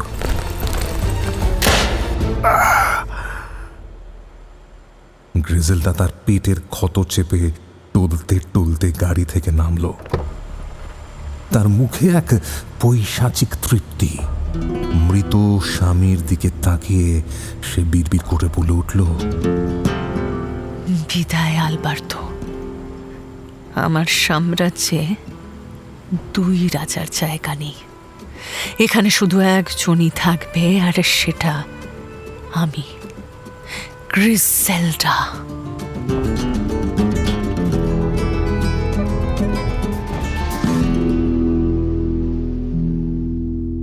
আলবার্তোর মৃত্যুর পর নিউ ইয়র্ক পুলিশের তৎপরতা অনেকটাই বেড়ে গেল। ডিইএ এজেন্ট বব পুলাম্বো গ্রিজেলডার পেছনে তখন হন্যে হয়ে ঘুরছিলেন। একটা ক্লু, একটা চালে ছোট্ট ভুল, কিছু একটা পেলেই তিনি গ্রেফতার করবেন গ্রিজেলডাকে। গ্রিজেলডাও বুঝতে পারল নিউ ইয়র্ক এখন তার জন্য খুব বেশি বিপজ্জনক। তাছাড়া এই শহরের ধূসর আকাশ আর কনকনের ঠান্ডা তার কলম্বিয়ান রক্ত আর সইতে পারছিল না। সে তার ছেলেদের এবং বিশ্বস্ত অনুগতদের নিয়ে গোপন মিটিংয়ে বসল। শোনো সবাই, আপাতত আমরা এই শহর ছাড়ছি। নিউ ইয়র্ক আমাদের অনেক দিয়েছে, কিন্তু এখন সময় আরো বড় শিকারের। চোরি জিজ্ঞেস করলো, ম্যাডাম, এখন কোথায় যাব আমরা? গ্রিজেলডা ম্যাপের একদম নিচের দিকে আঙুল রাখল। ফ্লোরিডার এক রৌদ্রোজ্জ্বল শহর,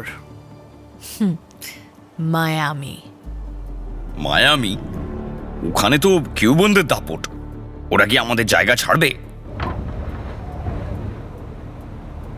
গ্রিজেলডা জানলার বাইরে তাকালো। তুষারপাত শুরু হয়েছে। সে তার মনে মনে মায়ামির সমুদ্রের নীল জল আর নারকেল গাছের সারি কল্পনা করে মুচকি হাসল। কিউবানরা শুধু ব্যবসা করতে জানে, লড়াই করতে জানে না। ওরা বড্ড বেশি হিসেবে, কিন্তু আমি হলাম পাগল। পাগল, আর পাগলদের কাছে হিসেবিরা সব সময় হেরে যায়। এবার থেকে মায়ামিতে সূর্য উঠবে আমাদের অভ্যর্থনা করার জন্য, আর আকাশ থেকে হবে কোকেনের বৃষ্টি, আর ওই শহরটা হবে আমার আসল সিংহাসন। গ্রিজেলডা জানতো মায়ামি হলো সেই জায়গা যেখানে আইন দুর্বল আর বিলাসিতা অবাধ। এমন জায়গায় তার দরকার। 1975 সালের মে মাসের এক গভীর রাতে প্রাইভেট জেটে চড়ে গ্রিজেলডা নিউ ইয়র্ক ত্যাগ করল। তার পেটের সেই গুলির ক্ষতটা তখনও টাটকা, যা তাকে প্রতি মুহূর্তে মনে করিয়ে দিচ্ছিল যে এই পৃথিবীতে প্রেম বা বিশ্বাস বলে কিচ্ছু নেই, আছে শুধু জয় আর পরাজয়। তৈরি থাকো মায়ামি, গ্রিজেলডা ব্লাঙ্কো আসছে। যে রক্ত আমি নিউ ইয়র্কে ঝরিয়েছি তার চেয়ে বড় সমুদ্র, আরো বড় সমুদ্র আমি মায়ামিতে তৈরি করব।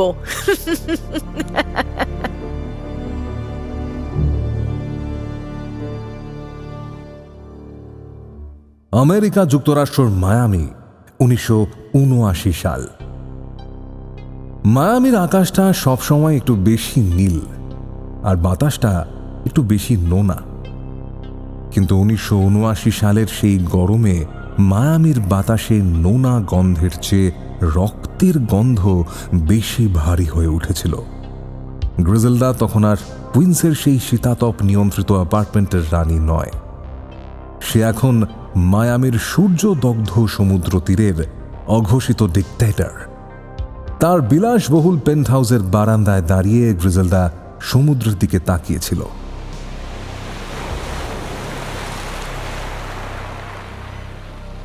তার পরনে এখন আর সাধারণ গাউন নয়, বরং ডিজাইনার পোশাক, আর গলায় ঝুলছে দামি পান্নার নেকলেস।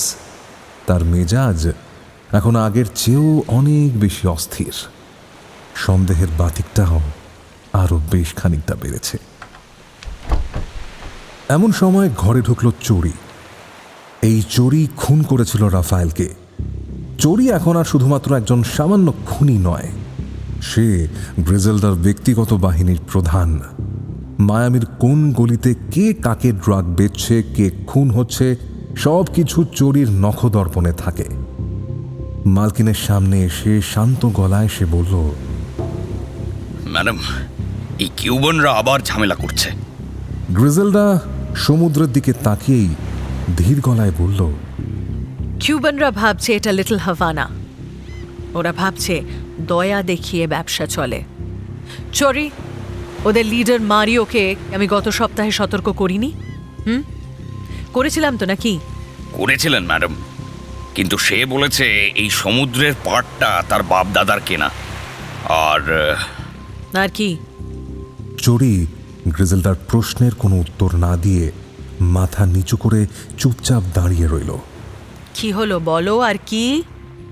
আর বলেছে এই শহরে মেডেলিনের বেশ্যাদের কোনো জায়গা নেই।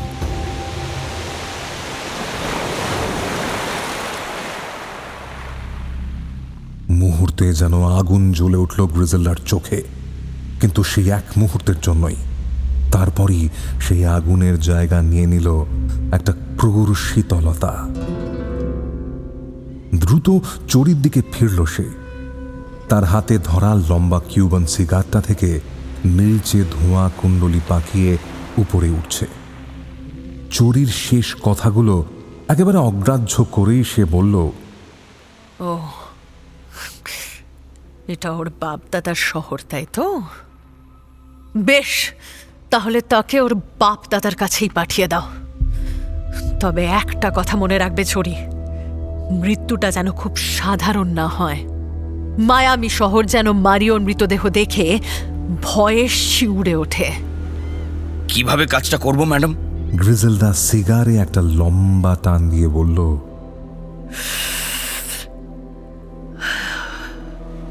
মেডেলিন থেকে যে নতুন ছেলেরা এসেছে তাদের বলো বাইকগুলো তৈরি রাখতে। ড্রাইভ বাই, বুঝলে? Drive by. কোনো শুনশান গলিপথ নয়, কোনো লুকোচুরি নয়, ভর দুপুরে রাস্তার মাঝখানে মোটরসাইকেল আসবে, বুলেট বৃষ্টি করবে আর মিলিয়ে যাবে। জুপ, মিলিয়ে যাবে। শহরবাসী যেন টের পায় এটা গ্রিজেলডা ব্লাঙ্কোর কাজ। আর বাকি কিউবান হারামজাদাগুলোকেও জানাতে ভুলবে না কিন্তু। মাথা নেড়ে ঘর থেকে বেরিয়ে গেল চোরি।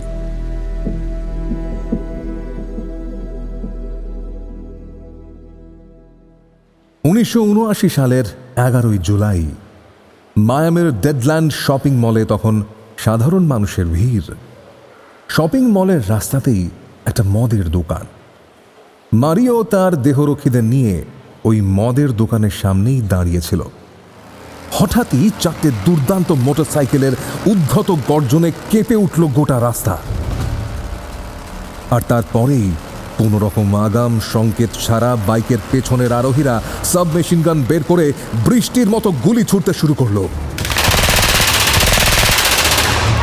মারিওর 2-3 দেহরক্ষী ছুটে গেল তার দিকে, চেষ্টা করলো যদি হিউম্যান গার্ড দিয়ে তাকে বাঁচানো যায়। কিন্তু 4টে সাবমেশিন গানের সামনে মানুষের দেহ আর কতখানি বা প্রতিরোধ করতে পারে। কয়েক সেকেন্ডের মধ্যে মারিও আর তার দলবলের শরীর চালুনির মতো ঝাঁঝরা হয়ে গেল। দোকানের কাঁচ ভেঙে চুরমার হয়ে পড়ল। মানুষের আর্তচিৎকারে ডেডল্যান্ড শপিং মলের আশপাশের রাস্তাঘাট পরিণত হল নরককুণ্ডে।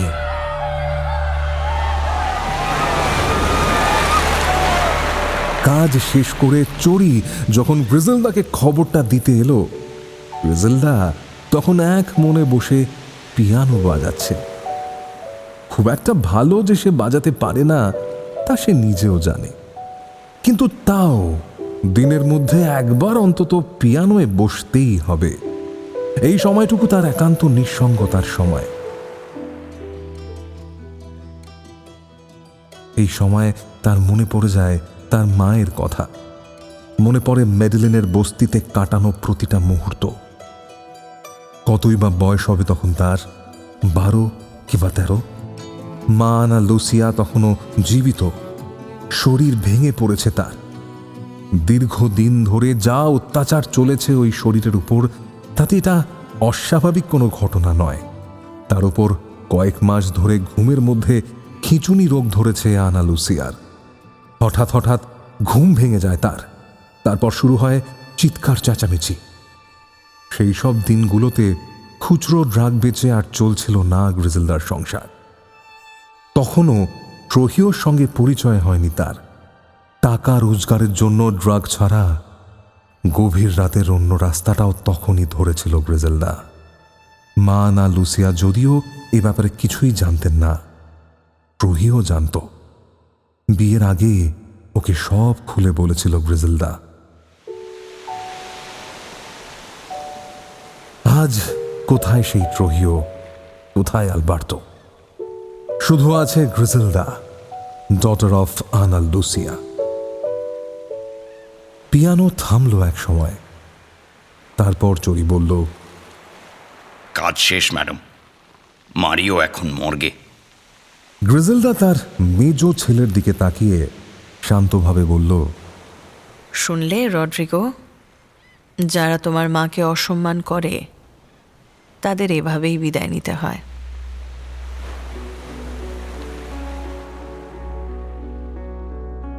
এভাবেই কিছু কালের মধ্যে এমন অবস্থা হলো যে মায়ামির অন্ধকার জগতে তখন গ্রিজেলদা মানেই আইন। প্রতি মাসে তার আয় প্রায় $80 মিলিয়ন। তার বিলাসবহুল জীবন তখন কল্পনার অতীত। নিজের জন্য একটি সোনার ড্রাগ পাইপ তৈরি করিয়েছে সে, আর তার প্রিয় জার্মান শেপার্ড কুকুরটার জন্য আলাদা একটা ঘর আছে যেখানে 24 ঘন্টা এসি চলে। ইতিমধ্যে গ্রিজেলদার জীবনে নতুন পুরুষ মানুষও এসেছে। একদিকে যখন মায়ামির রাজপথে রক্তের হোলি খেলছে গ্রিজেলডা, অন্যদিকে এক দুর্ধর্ষ ঘাতকের সঙ্গে প্রেম শুরু হচ্ছে তার। সব মিলিয়ে গড মাদারের জীবন তখন এক জ্বলন্ত আগ্নেয়গিরি, যে অগ্নুৎপাতের সূচনা হয়েছিল এক বৃষ্টিমুখর সন্ধ্যায়।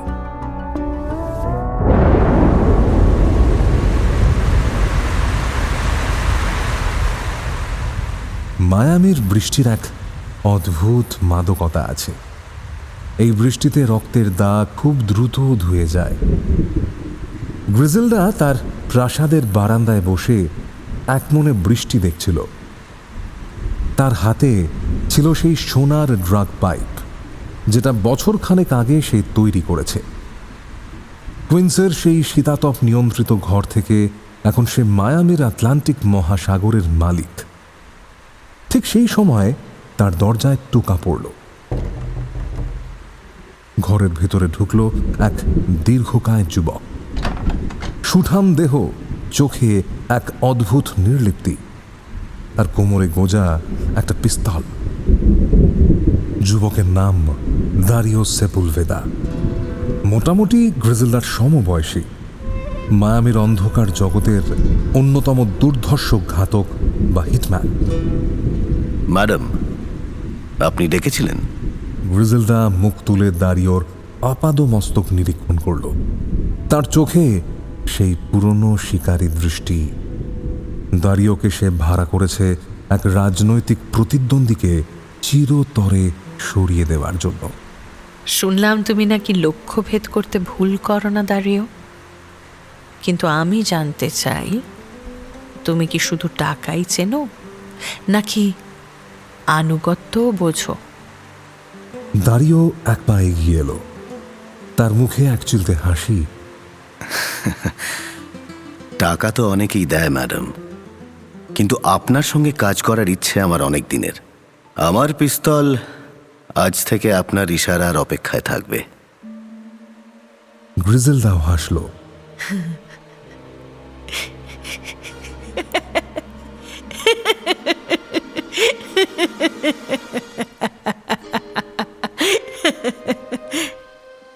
এই হাসি দেখলে মায়ামির বাঘা বাঘা ডনেদেরও বুক কাঁপে, কিন্তু দারিও পলক ফেলল না। গ্রিজেলডার মনে হলো আলবার্তো বা কার্লোস কেউ এমন ছিল না। তারা ছিল সুবিধাবাদী, কিন্তু দারিও একজন প্রকৃত যোদ্ধা। আরও কিছুক্ষণ কথা বলার পর সেই রাতেই গ্রিজেলডা বুঝতে পারল এই পুরুষটি কেবল তার নির্দেশ পালন করা ঘাতক নয়, বরং শয্যা সঙ্গী হওয়ারও যোগ্য। 1978 সাল থেকে 1980 সাল, এই সময়টা ছিল গ্রিজেলডার গোল্ডেন এরা। মায়ামিতে তখন কোকেন যুদ্ধের দাবানল চলছে।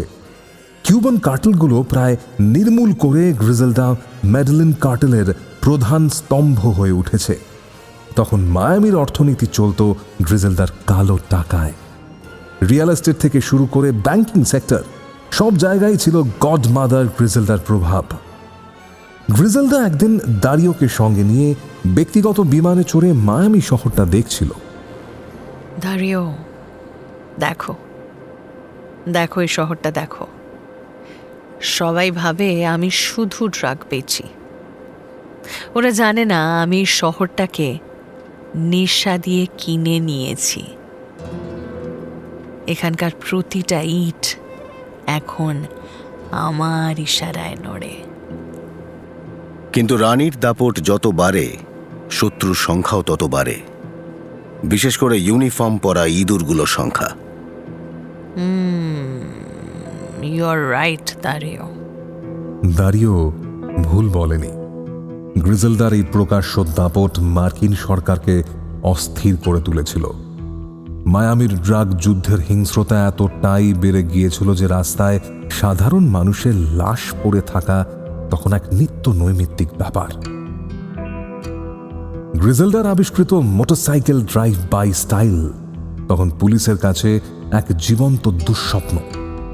হঠাৎ হঠাৎ খবর আসত শহরের অমুক রাস্তায় খুন হয়ে পড়ে আছে তমুক ব্যক্তি। যারা খুন হতো তাদের অধিকাংশই মায়ামির অন্ধকার জগতের সঙ্গে যুক্ত। কিন্তু অনেক সময় অনেক সাধারণ মানুষও খুন হয়ে যেত ড্রাগ মাফিয়াদের এই যুদ্ধে। এই অবস্থায় ওয়াশিংটন ডিসিতে বসল বিশেষ জরুরি বৈঠক। ড্রাগ এনফোর্সমেন্ট অ্যাডমিনিস্ট্রেশন অর্থাৎ ডিইএ বুঝতে পেরেছিল সাধারণ পুলিশ দিয়ে গ্রিজেলদাকে ধরা সম্ভব নয়। তারা তৈরি করল এক বিশেষ টাস্ক ফোর্স, সেন্ট্যাক 26। এই টাস্ক ফোর্সের নেতৃত্বে ছিলেন দুঁদে এজেন্ট বব পোলাম্বো।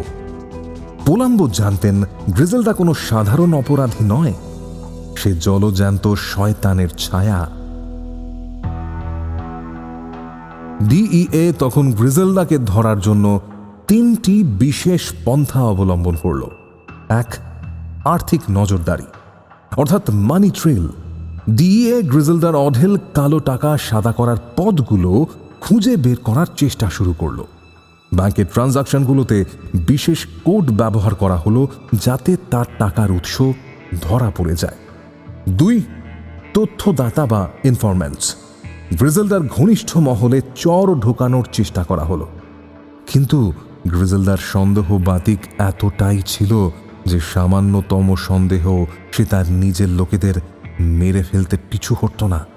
ফলে ডিএর পক্ষে তার দলের ভেতরে ঢোকা প্রায় অসম্ভব হয়ে দাঁড়ালো। আর 3, ইঁদুর বেড়াল খেলা। পোলাম্বো গ্রিজেলদার ডিস্ট্রিবিউশন রুটগুলোতে বারবার হানা দিতে শুরু করলো যাতে গ্রিজেলদা ভুল করতে বাধ্য হয়। বব পোলাম্বো তার ডায়েরিতে লিখেছিলেন, আমরা কোনো অপরাধীকে খুঁজছি না, আমরা এক হ্যারিকেনকে ধরার চেষ্টা করছি। গ্রিজেলদাকে ধরতে যাওয়া মানে আটলান্টিকের উন্মাদ ঝড়ের সামনে খালি হাতে গিয়ে দাঁড়ানো। ডিইএর এই ক্রমবর্ধমান চাপের মাঝখানেই গ্রিজেলদা আর দারিওর সম্পর্ক এক নতুন মোড় নিল। দারিও শুধু তার দেহরক্ষী রইল না, সে হয়ে উঠল গ্রিজেলদার পরামর্শদাতা। গ্রিজেলদা তার সমস্ত পরিকল্পনা দারিওর সাথে ভাগ করতে শুরু করল।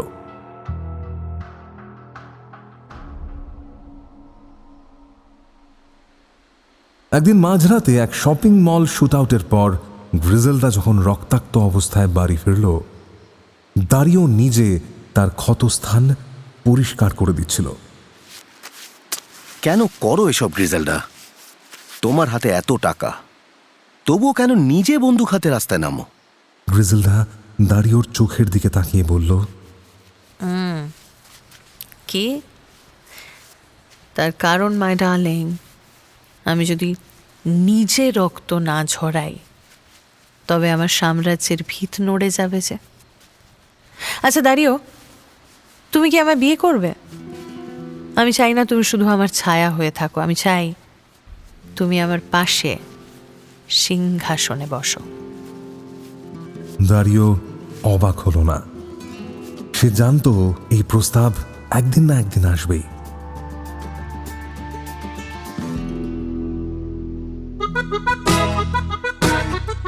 '79 সালেই এক ঘরোয়া কিন্তু রাজকীয় অনুষ্ঠানে তারা বিয়ে করলেন। এই বিয়েটা ছিল অপরাধ জগতের ইতিহাসে এক বিশেষ তাৎপর্যপূর্ণ ঘটনা। কলম্বিয়া থেকে মেডেলিন কার্টেলের বড় বড় নেতারা শুভেচ্ছা পাঠালেন। জনশ্রুতি বলে পাবলো এসকোবার নিজেও একটা সোনার অলংকার উপহার দিয়েছিলেন গ্রিজেলদাকে। বিয়েটা গ্রিজেলদার জন্য ছিল এক প্রকার রণকৌশল। সে জানত দারিওর মতো একজন যোদ্ধা তার পাশে থাকলে ডিইএ বা অন্য কোনো কার্টেল তাকে সহজে ছুঁতে পারবে না।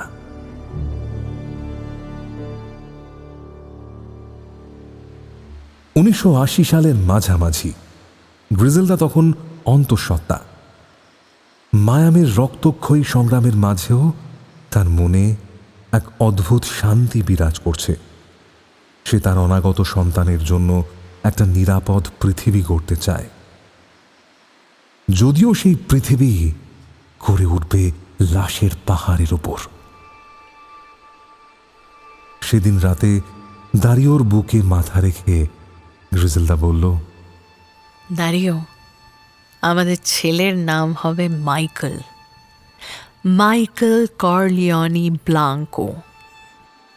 আর ওই হবে আমার এই সাম্রাজ্যের প্রকৃত উত্তরাধিকারী।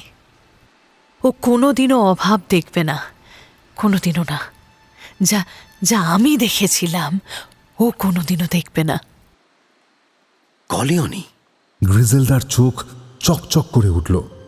শিশুসুলভ আনন্দে সে বলল, হ্যাঁ, কর্লিওনি। তুমি গডফাদার দেখোনি? দেখেছ তো? হ্যাঁ, দেখেছি তো, কিন্তু ও হ্যাঁ, মনে পড়েছে। দারিও এবং গ্রিজেলদার প্রেম যতটা তীব্র ছিল, তাদের বিচ্ছেদও ছিল ততটাই রক্তক্ষয়ী। মায়ামী ড্রাগ সম্রাজ্ঞীর সন্দেহ প্রবণতা বা প্যারানয়া যখন উন্মাদনার রূপ নিল, তখন সেই আগুনের আঁচ থেকে তার তৃতীয় স্বামীও রক্ষা পেল না। সালটা 1983। গ্রিজেলদার প্রাসাদের ভেতরটা এখন আর হাসি খুশিতে ভরে থাকে না।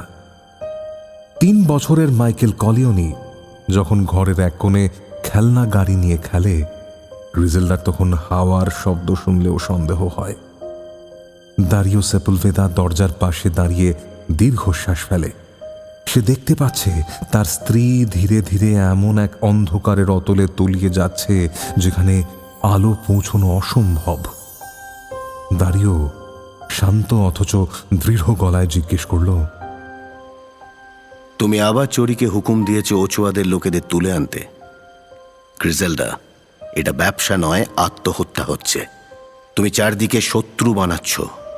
গ্রিজেলদা তার সোনার পাইপ থেকে ধোঁয়া ছেড়ে কড়া চোখে তাকালো তার স্বামীর দিকে।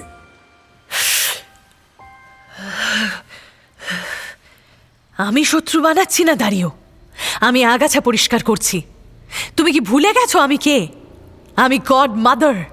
আর তুমি তুমি তুমি এখন বড্ড বেশি নীতি কথা বলছো। ইদানিং তুমি আমার চোখের দিকে তাকিয়ে কথাও বলো না কেন? তুমি কি মনে মনে আমার সিংহাসনটা কেড়ে নেওয়ার ছক কষছো? হ্যাঁ হ্যাঁ, কই আমায় বলো। দারিও এক পা এগিয়ে এলো গ্রিজেলদার দিকে, তারপর বলল, সিংহাসন? আমি শুধু আমাদের ছেলের জীবনটা বাঁচাতে চাইছি। এই রক্তের সমুদ্রে ও বড় হতে পারে না। আমি চাই ওকে নিয়ে আমরা কলম্বিয়ায় ফিরে যাই, সাধারণ জীবন কাটাই। গ্রিজেলদা অট্ট হাসিতে ফেটে পড়ল। সেই হাসিতে কোনো মমতা ছিল না, ছিল অদ্ভুত এক হিংস্রতা।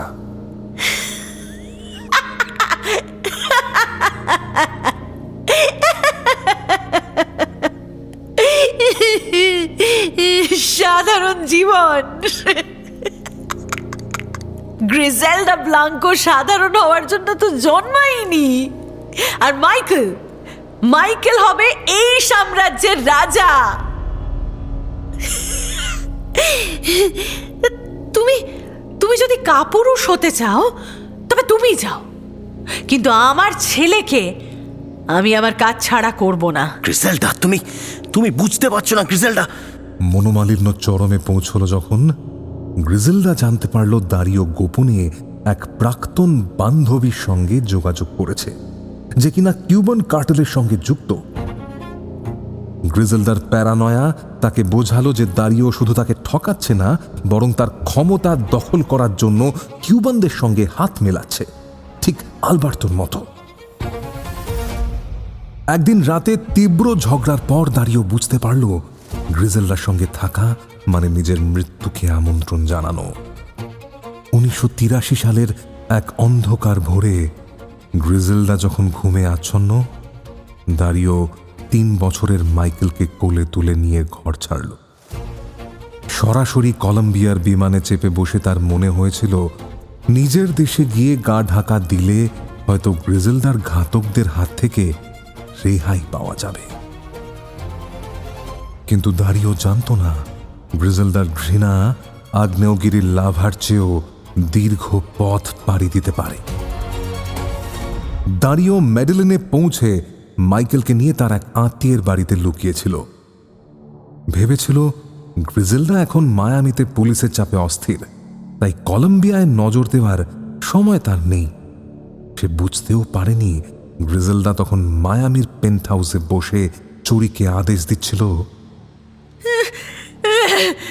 জরি, জরি, আমার ছেলেকে ফেরত চাই, আর যে ওকে চুরি করেছে তার বুকটা যেন বুলেটে ঝরঝরা হয়ে যায় একেবারে।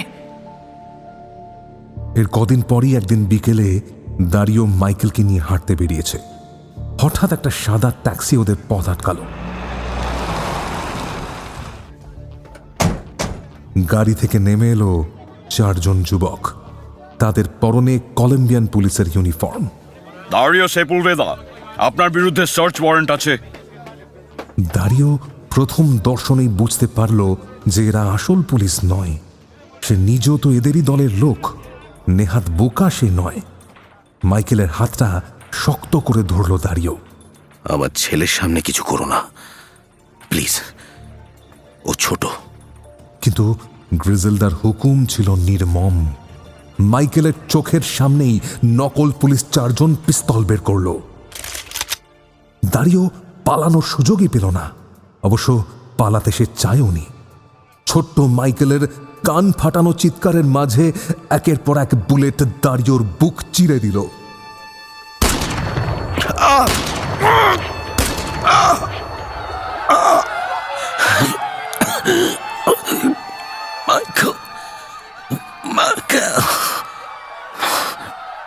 রাস্তার ধুলোয় লুটিয়ে পড়ল গ্রিজেলডার তৃতীয় স্বামী।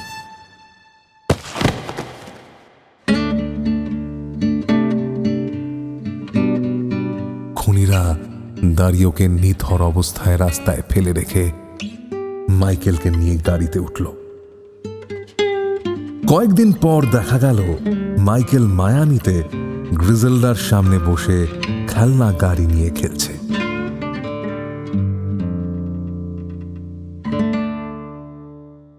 দারিওর মৃত্যুর পর থেকেই গ্রিজেলডার জীবনে পতনের ঘণ্টা বাজতে শুরু করল।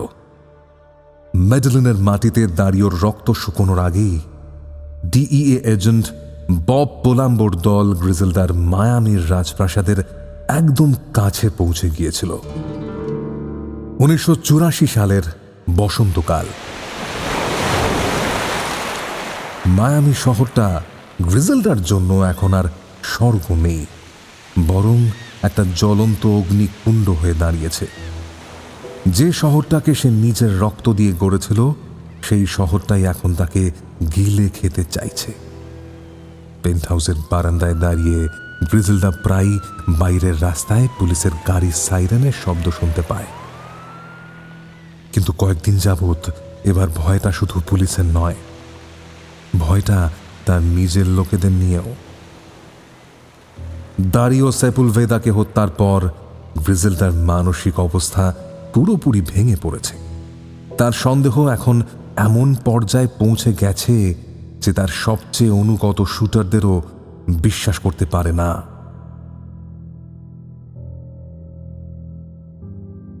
ডিইএ এজেন্ট বব পোলাম্বো তখন মায়ামির প্রতিটি কোণে গ্রিজেলডার জন্য ফাঁদ পেতেছিলেন। গ্রিজেলডার নেটওয়ার্কের একের পর এক ছোট বড় ডিলাররা ধরা পড়ছিল।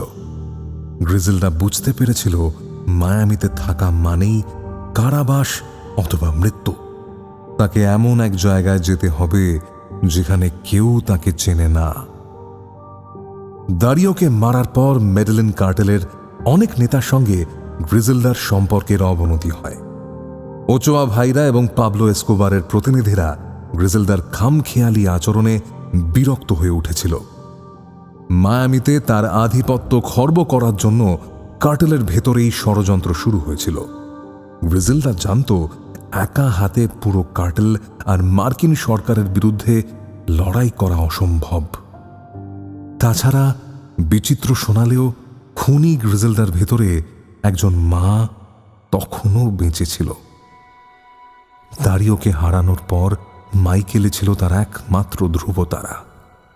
এক রাতে গ্রিজেলডা তার প্রাসাদের আলমারি থেকে কয়েক ব্যাগ ভর্তি নগদ ডলার আর হীরের গয়না গুছিয়ে নিল। তারপর চোরিকে ডেকে পাঠালো। চোরি, গাড়ি তৈরি করো, আমরা আজ রাতেই বেরোচ্ছি। চোরি অবাক হয়ে বলল, ম্যাডাম, আপনি এত রাতে কোথায় যাবেন? গ্রিজেলদা তার ছেলেকে কোলে তুলে নিয়ে চোরির দিকে তাকালো। মায়ামি এখন বড্ড বেশি তপ্ত চোরি। আমার এবার আমার ঠান্ডা হওয়া প্রয়োজন, বুঝলে? শোনো, তুমি ছাড়া 5-6 জনের বেশি লোক সঙ্গে নেবে না কিন্তু, হ্যাঁ? বাকিদের বলে দাও আপাতত কিছুদিন সব বন্ধ থাকবে। হ্যাঁ হ্যাঁ, ঠিক আছে। প্রকাশ্যে কোনো বিজনেস কিন্তু করা যাবে না, বুঝলে? যা হবে সব সেফ লাইনের মাধ্যমে, মানে গোপনে গোপনে হবে, বুঝলে? কোথায় যাচ্ছি আমরা? ক্যালিফোর্নিয়া।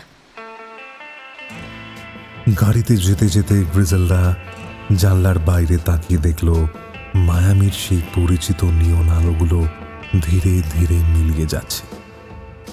মনে মনে হাসল সে, যে নারী একসময় বলেছিল যে এই মায়ামি শাসন করতে জন্মেছে, আজ সেই নারীকেই চোরের মতো পালিয়ে যেতে হচ্ছে শহর থেকে।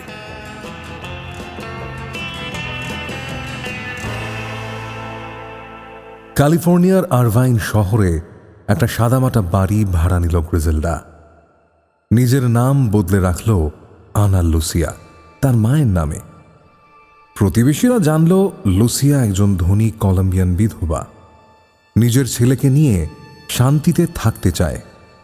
কিন্তু গ্রিজেলদা জানত রক্তের দাগ সাবান দিয়ে ধোয়া যায়, কিন্তু ভাগ্য থেকে মোছা যায় না। ক্যালিফোর্নিয়ার এই নিরিবিলি শহরতলিটা মায়ামির মতো কোলাহলপূর্ণ নয়। এখানে ড্রাগ মাফিয়াদের গর্জন খুব একটা নেই, আছে শুধু প্রশান্ত মহাসাগরের একঘেয়ে শব্দ। গ্রিজেলদা আর তেমন বাইরে বের হতো না। ক্যালিফোর্নিয়ার সাদামাটা দোতলা বাড়ির শোবার ঘরের আড়ালে থাকত অধিকাংশ সময়। তার রূপ এখন অনেকটাই বদলে গেছে। চোখের নিচে কালি, চুলের উপলি রেখা। একসময় ড্রাগ সম্রাজ্ঞী এখন সারাদিন বিছানায় শুয়ে বাইবেল পড়ে, হয়তো নিজের পাপ ধোয়ার বৃথা চেষ্টা করে, অথবা এটা আসন্ন বিপদের এক আধ্যাত্মিক পূর্বাভাস।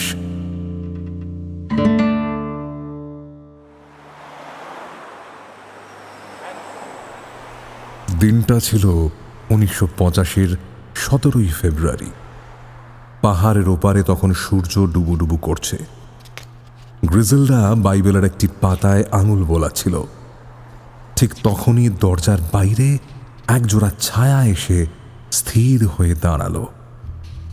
মৃদু শব্দ শুনে গ্রিজেলদার দীর্ঘদিনের অভিজ্ঞ স্নায়ু মুহূর্তের মধ্যে কেঁপে উঠল। বব পোলাম্বো এবং তার টিম গত 10 বছর ধরে গ্রিজেলদার পিছু ছাড়েনি, কিন্তু গ্রিজেলদাকে ধরার কোনো সুনির্দিষ্ট সূত্র তারা পাচ্ছিল না। শেষ পর্যন্ত কয়েকটি ঘটনা তাকে ধরিয়ে দেওয়ার পথ প্রশস্ত করল।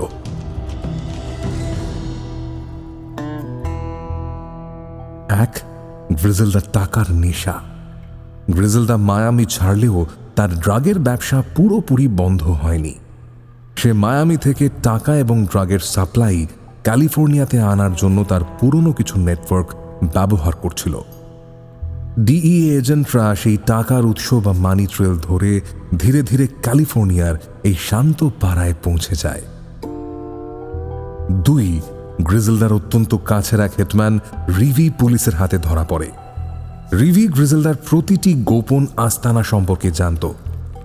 নিজের সাজা কমানোর বিনিময়ে রিভি ডিইএ কে জানিয়ে দেয় যে গডমাদার গ্রিজেলদা এখন ক্যালিফোর্নিয়ায় আত্মগোপন করে রয়েছে। মূলত রিভির সাক্ষ্যই গ্রিজেলদার পরিণতি ডেকে এনেছিল। আর 3, টেলিফোন ট্যাপ। গ্রিজেলদা তার বড় 3 ছেলের সাথে এবং কলম্বিয়ার কার্টেল নেতাদের সাথে যোগাযোগ করার জন্য মাঝে মধ্যেই ল্যান্ডলাইন ফোন ব্যবহার করত। ডিইএ সেই ফোন ট্যাপ করে তার সুনির্দিষ্ট অবস্থান নিশ্চিত করে।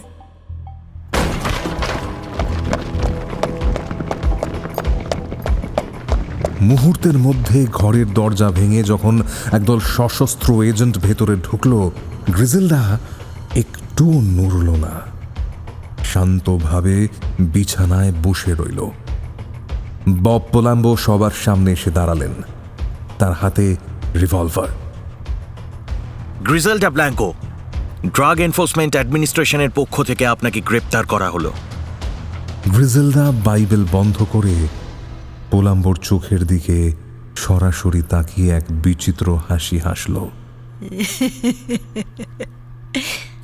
বব, অবশেষে আবার দেখা হলো আমাদের, বলো। আমি তো ভেবেছিলাম নিউ ইয়র্কের পর থেকেই তুমি হাল ছেড়ে দিয়েছ। পোলাম্বো হাত করা বের করতে করতে বললেন, আমি মায়ামির সেই শত শত লাশের কথা ভুলিনি গ্রিজেলডা, যারা তোমার নির্দেশে গুলিতে ঝাঁঝরা হয়েছে, তাদের হয়ে আমি আজ এখানে এসেছি। গ্রিজেলদা হাত দুটো এগিয়ে দিল। হাত করার ধাতব শব্দটা যখন তার কবজিতে প্রতিধ্বনিত হলো, সে শান্ত গলায় বলল, তুমি শুধু একটা শরীরকে নিয়ে যাচ্ছ বব। আমার সাম্রাজ্য আর আমার ভয় মায়ামির মাটিতে মিশে আছে। ওটা কোনোদিন সরাতে পারবে না।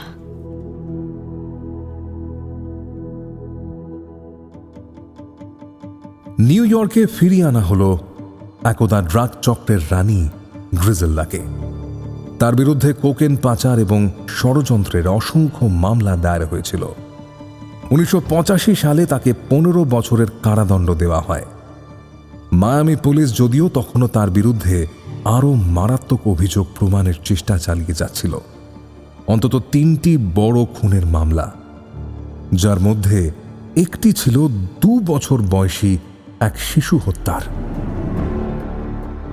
আপনাদের মনে প্রশ্ন উঠতেই পারে যে মায়ামিতে প্রকাশ্যে এত বিলাসবহুল প্রাসাদে থাকার পরেও কেন পুলিশ আগে গ্রিজেলদাকে গ্রেফতার করতে পারেনি।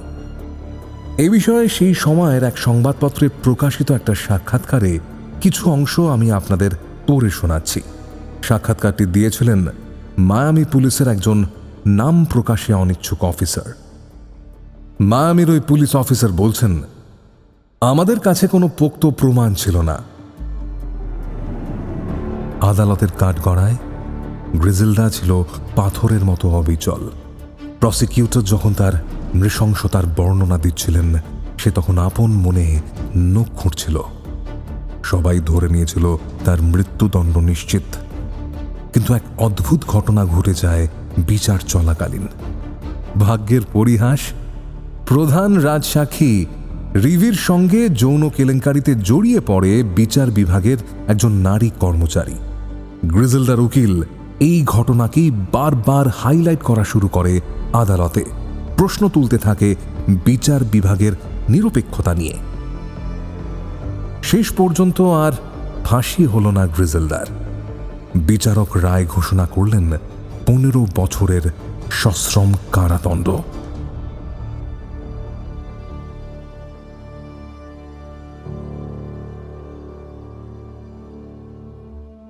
তারপর পেরিয়ে গেল বেশ কয়েক দশক। জেল থেকে মুক্তি পাওয়ার পর গ্রিজেলদাকে ফেরত পাঠানো হলো কলম্বিয়ায়। গ্রিজেলদা থাকতে শুরু করল মেডেলিনের ঠিক পাশের এল পোব্লাডো এলাকায়, যেখান থেকে তার ক্রিমিনাল জীবন শুরু হয়েছিল। এত বছর পর হাতে গোনা 2-1 বাদ দিলে আর কেউই তাকে চিনত না, ভয়ও পেত না। 2012 সালের এক দুপুরে গ্রিজেলদা মেডেলিনের এক কসাইখানায় মাংস কিনতে গিয়েছিল। হাতে ছিল একটা সাদা ব্যাগ। মাংস নিয়ে সে যখন দোকানের বাইরে পা রাখল, ঠিক তখনই 2টো মোটরসাইকেল তার সামনে এসে তীব্র ব্রেক কষল। কে তোমরা? রাস্তা ছাড়ো। কি হলো? কথা শুনতে পাচ্ছ না? বাইকের পিছনের আরোহীরা একটা কথাও বলল না। মুহূর্তের মধ্যে তাদের হাতে থাকা রিভলভার থেকে 2টো গুলি গ্রিজেলদার কপালে বিদ্ধ হলো। ঠিক সেই মোটরসাইকেল ড্রাইভ বাই পদ্ধতি যা কয়েক দশক আগে গ্রিজেলদা নিজে আবিষ্কার করেছিল।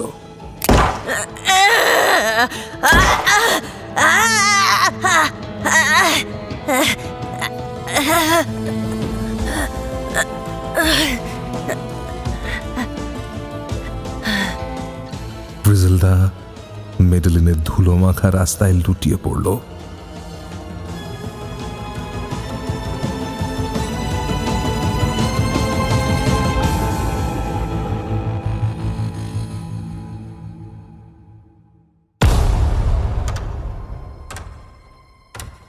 আমাদের আজকের কাহিনী এখানেই শেষ। একথা নির্দ্বিধায় বলা যায়, গ্রিজেলডার মতো দুর্ধর্ষ ড্রাগ মাফিয়া আর দুটো জন্মায়নি।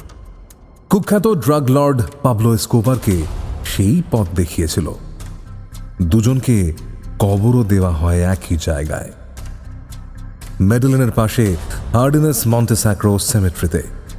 তবে গ্রিজেলডাকে কে বা কারা খুন করেছিল বা খুন করিয়েছিল সে কথা আজও জানা যায়নি।